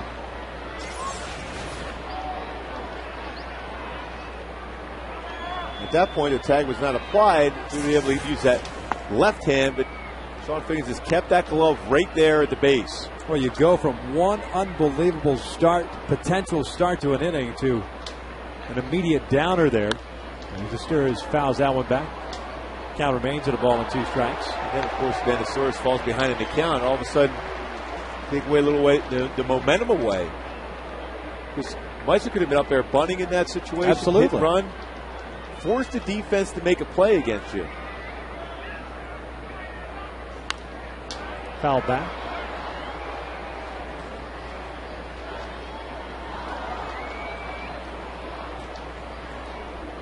Again, Mike Scioscia believes in aggressive base running at times. It may not work, but they've lived and died with that aggressive nature, going first to third in situations, contact plays, taking the extra base. But that's a spot where you might not want to.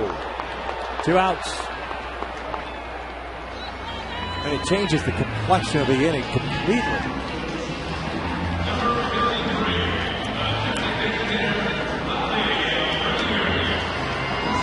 Rodney Fuentes getting loose for the ninth.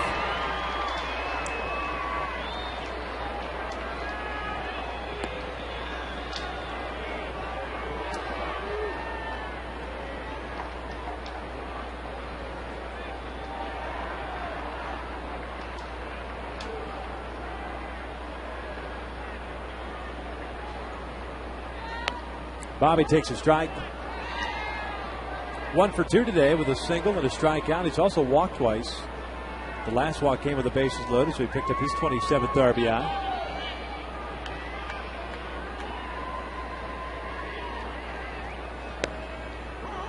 And it's 0-2.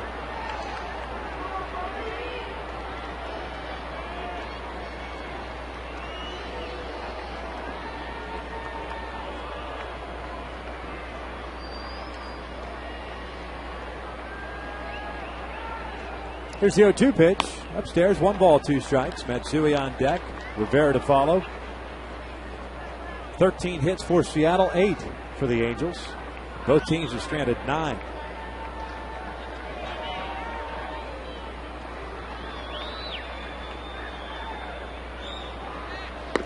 Two and 2 now.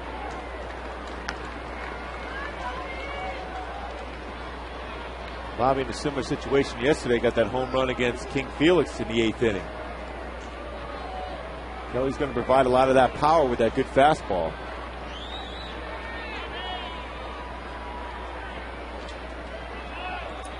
Two.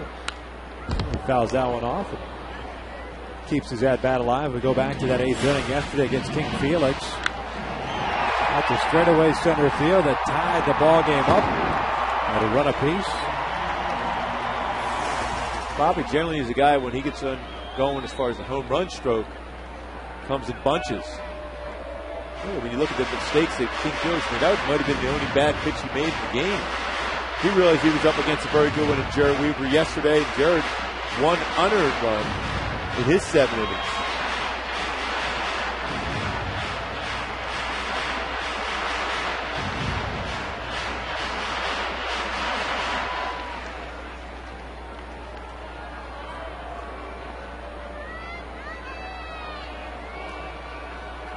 A conversation between Alfonso and Sean Kelly. It's still a 2-ball, 2-strike count with 2 outs here in the 8th. Bobby fouls this one back.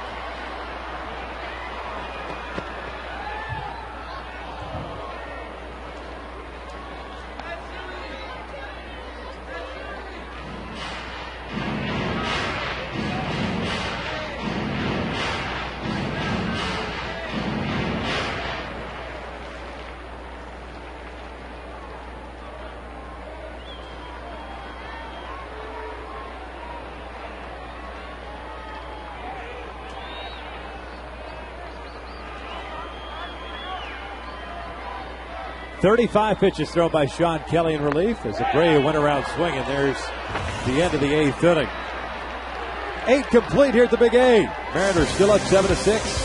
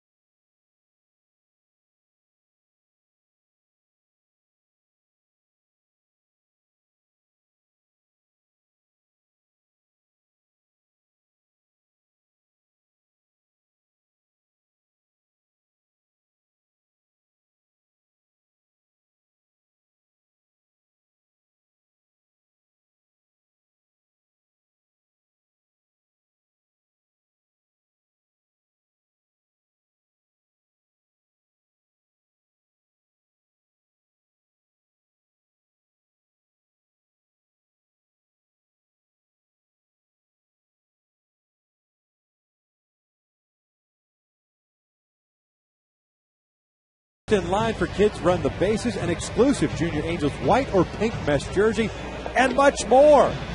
Log on angelsbaseball.com/Junior Angels and sign up today. Fernando Rodney comes on in place of Kevin Jepson. Well, that 3.0 mark, ERA, 3.20, has had some problems of late as far as commanding the strike zone with his fastball.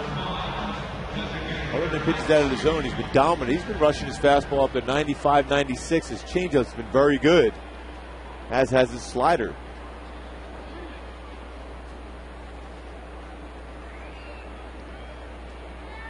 He'll face Mike Sweeney, Jose Lopez, and Casey Kochman. The first pitch changeup is down and away.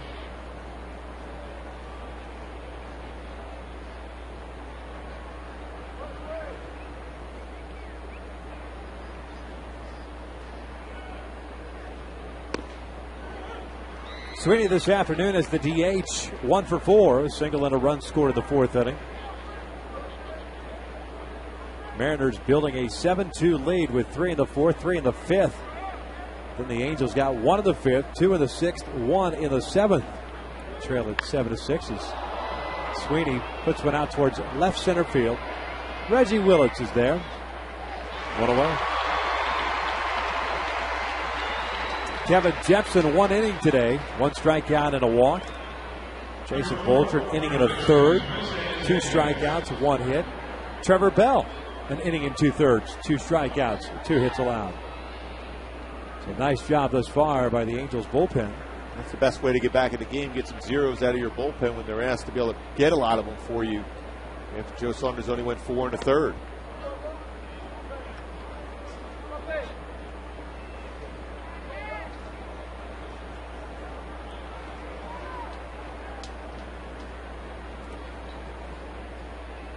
Jose Lopez 1 for 3. Takes inside, and it's 2 balls and no strikes.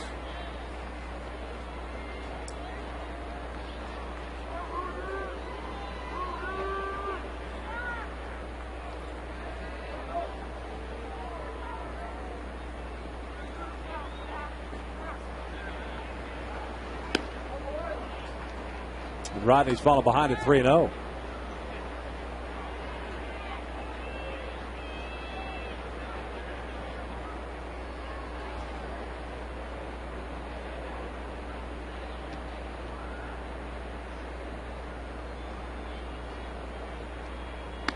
Lopez taking the whole way. 3-1 now. Looking ahead to the bottom of the 9th inning, the Angels will have Matsui, Rivera, and Napoli to face the Mariners closer, David Ardsma.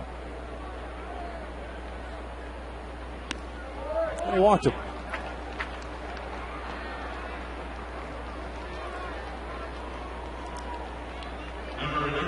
Still man on with 1 away for Kochman, who's 1 for 4 with an RBI single that came in the 5th inning.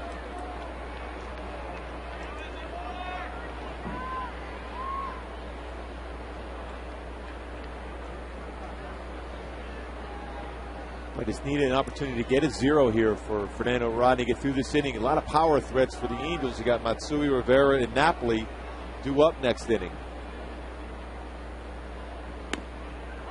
Kochman takes the changeup for a strike.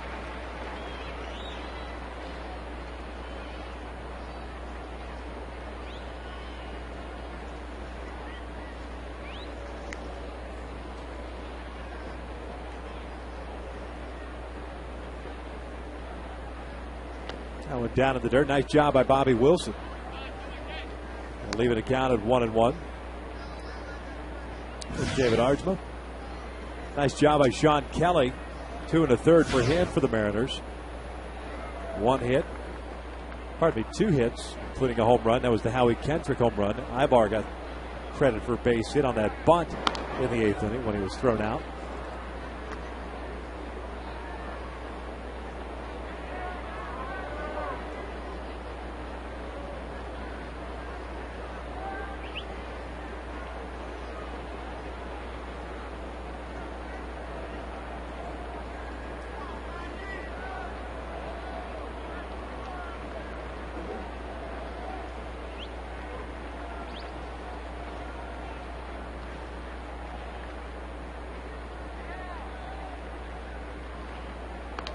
Quick throw over there. That went off the glove of Napoli. It sounded like it hit the helmet of Lopez. No real reaction from him. Fernando is not one of those guys that throws lightly to first. It went off the glove and off the body. Fortunately for the Angels, it went off Lopez's body and stayed close to Mike Napoli.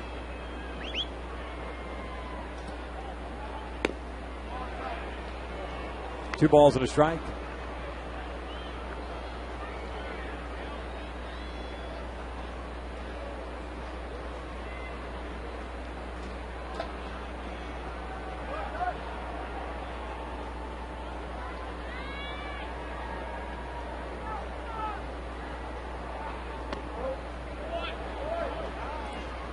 The last thing you want is for a reliever to come into this situation down by a run in the ninth inning and gift to base runners. The walk to Lopez, now falling behind on Kochman at 3-1. You just said when he first came in, Fernando, the stuff has been there for him, but the command of the strike zone and the walks have hurt him.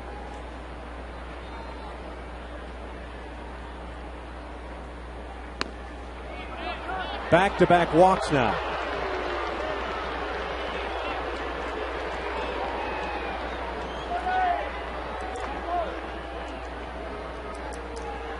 That'll bring up Alfonso, the catcher. A 3-for-4 game for Alfonso, including a home run, 4 RBIs. Struck out swinging against Jason Bolger. That was the 1-2-3 inning that Jason had in the 7th.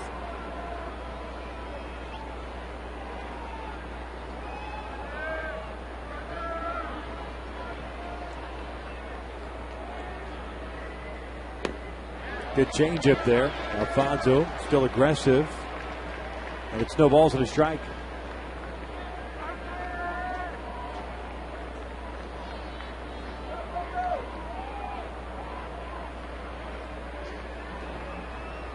Lopez at second base. Pretty decent speed. Kochman at first.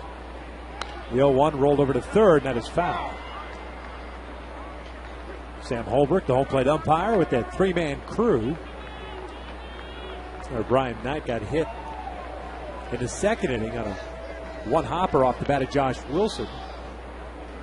Stayed around for another half inning and left in the third. That's why we've got a 3-man umpiring crew.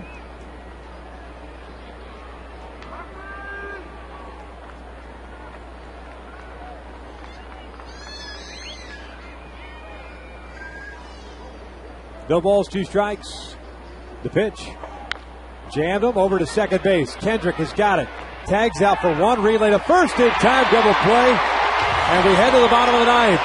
Angels down by a run. Matsui, Rivera, and Napoli to face Arzma. Here's the big A when we return.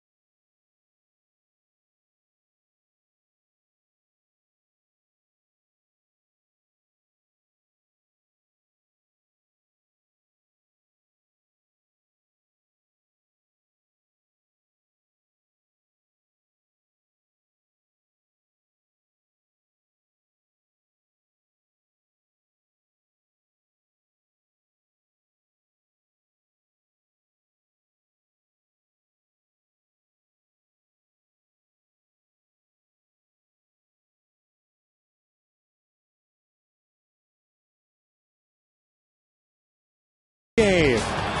Well, this is a play where Eric Ibar let that bunt down and saw he took that chance to go to second play, which he's thrown out, but you've got to give all the credit there to Josh Wilson to not only make that play, but turn around and spin and assume it. Ibar's going to try to turn that into a double, makes him throw to second, but a play that Ibar probably would want back. Here in the ninth inning, it'll be Hideki Matsui, Juan Rivera, Mike Napoli against that guy. Mariners closer David Arjma pitching now in his 17th game. Arjma 0-2, a 2.81 ERA, 11 saves on the year. He's limited opponents to a 185 batting average, picking up 18 strikeouts and 5 walks.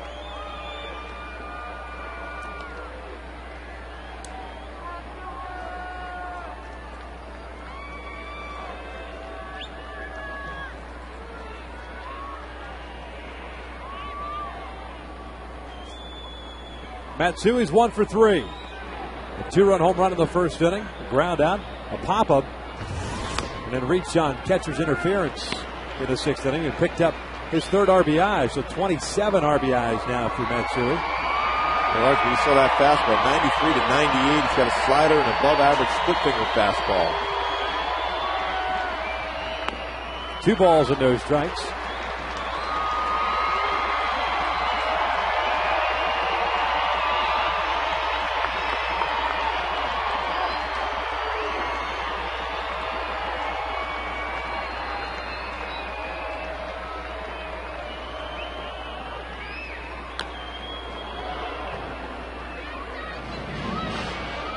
Hideki perhaps chasing what may have been ball 3. It's 2 balls and a strike. Nar's been in this situation a lot of times. Will throw the fastball in this spot on the outside part of the plate, force Matsui to hit the ball to left center field. Here's going out that fastball to the outside corner. 2-1. Down low, 3 balls and a strike. Mariners playing that what seems to be a no Delta line, but their outfield is extremely deep.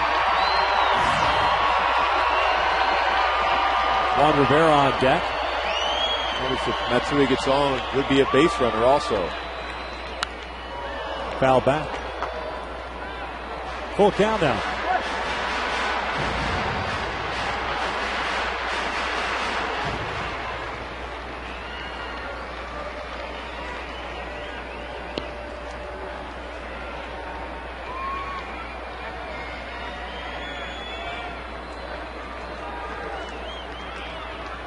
Here's the payoff. Another foul ball back.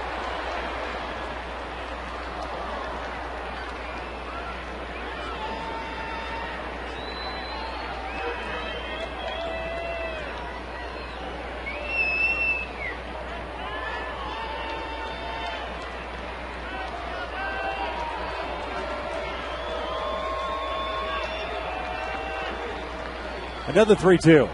Lays off of that. There's ball 4. Nice at bat by Matsui. Leadoff man is on board. Pinch runner coming on. It's going to be Kevin Franzen for Matsui.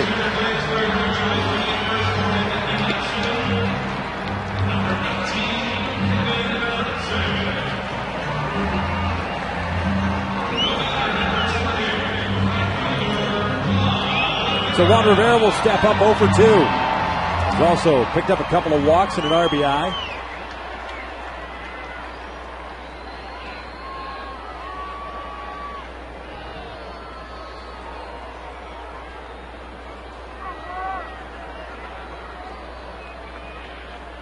Arjma bluffing to throw to first base after stepping off.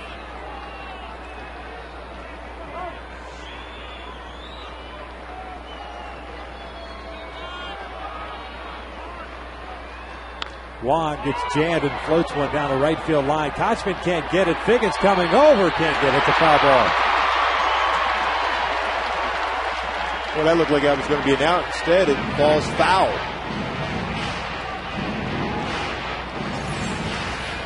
Right away, Casey Kochman throws up his hand saying he can't see it. Sean Figgins had to go a long, long way. Not even get close to that baseball. Oh, really, Juan jamming himself on that pitch. He's in a tough stretch of late, just 0 for his last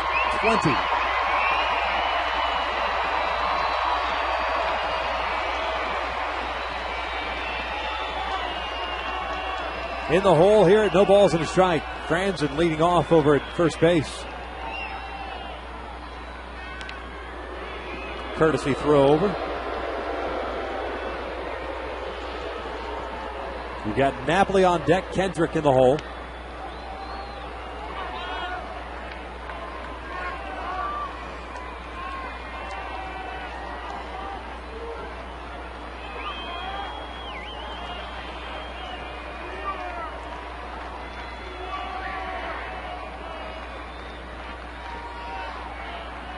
Out to deep left center field. This one's got a chance. Gutierrez back at the wall, makes the catch. Franzen heads back to first. Almost got it, did Juan Rivera. A long out the first here in the ninth. This looked like it got in just enough on him. Well hit. Going fastball inside. Boy, it pitched a dangerous spot for Arsman. Went in there. Juan almost made him pay for it. Right at the warning track.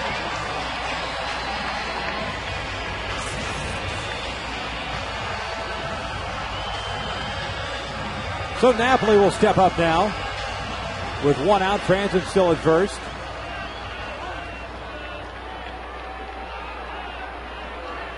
Mike in this one is 0 for 4. Torrey Hunter in the dugout.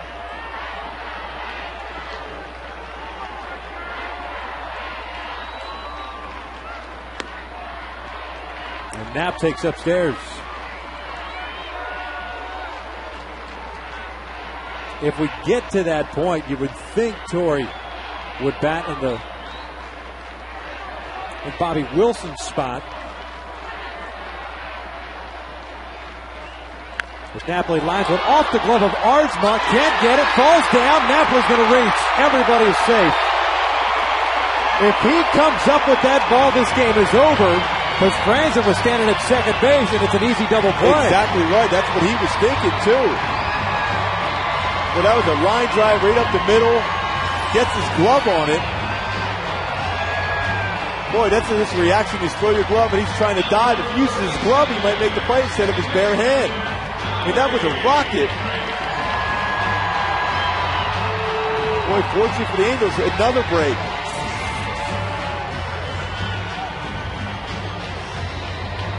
So Howie will come up now.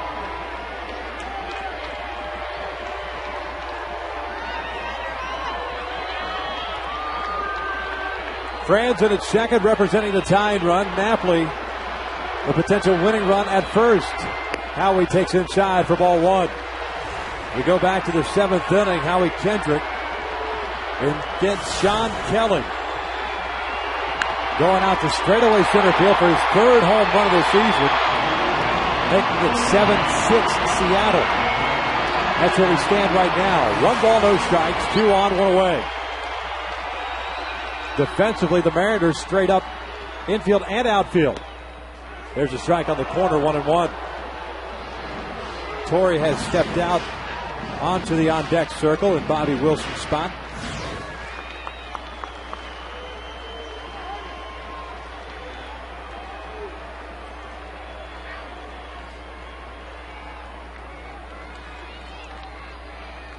The 1-1 in tight, 2 balls and a strike. Well, now a good chance to get that fastball for Howie. Confident after that last 8B. Boy, if you can hit this ball to left center field, this game's got a good chance of being over with the Angels winning the game. Big gap in left center.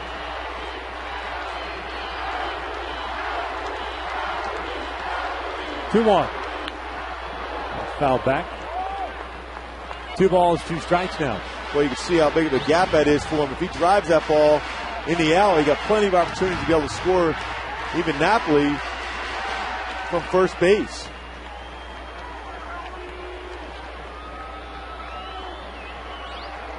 And 3 really good arms in the outfield for the Mariners. All pretty accurate. 2-2 for Mardsma. Down low, full count.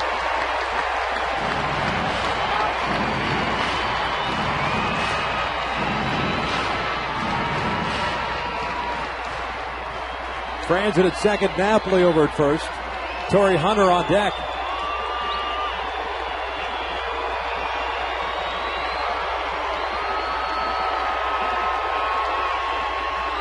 The 3-2 pitch.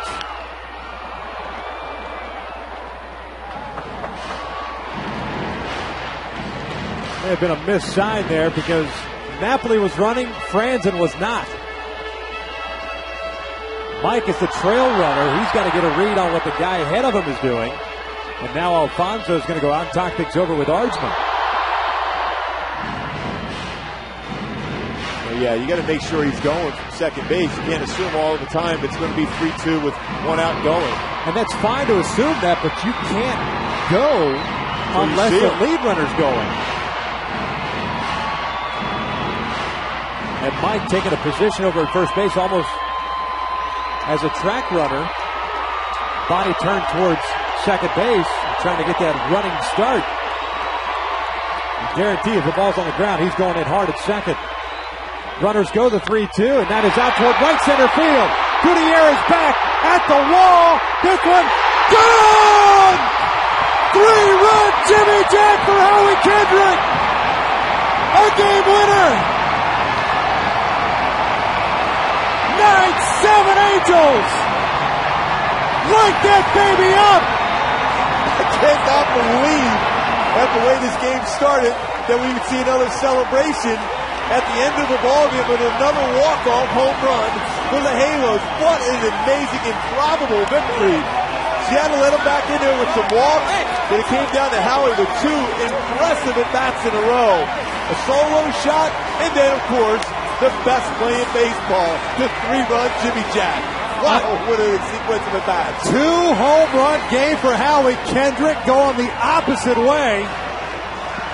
Now with 4 home runs, the Angels take the series for the second time this year against the Seattle Mariners.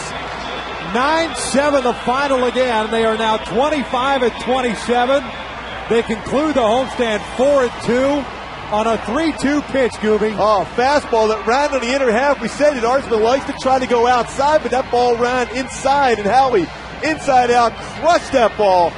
To the right center field. What a swing. He knew he got it. He had a shot. At the very least, he was going to win this game with a double, but it got out of the yard.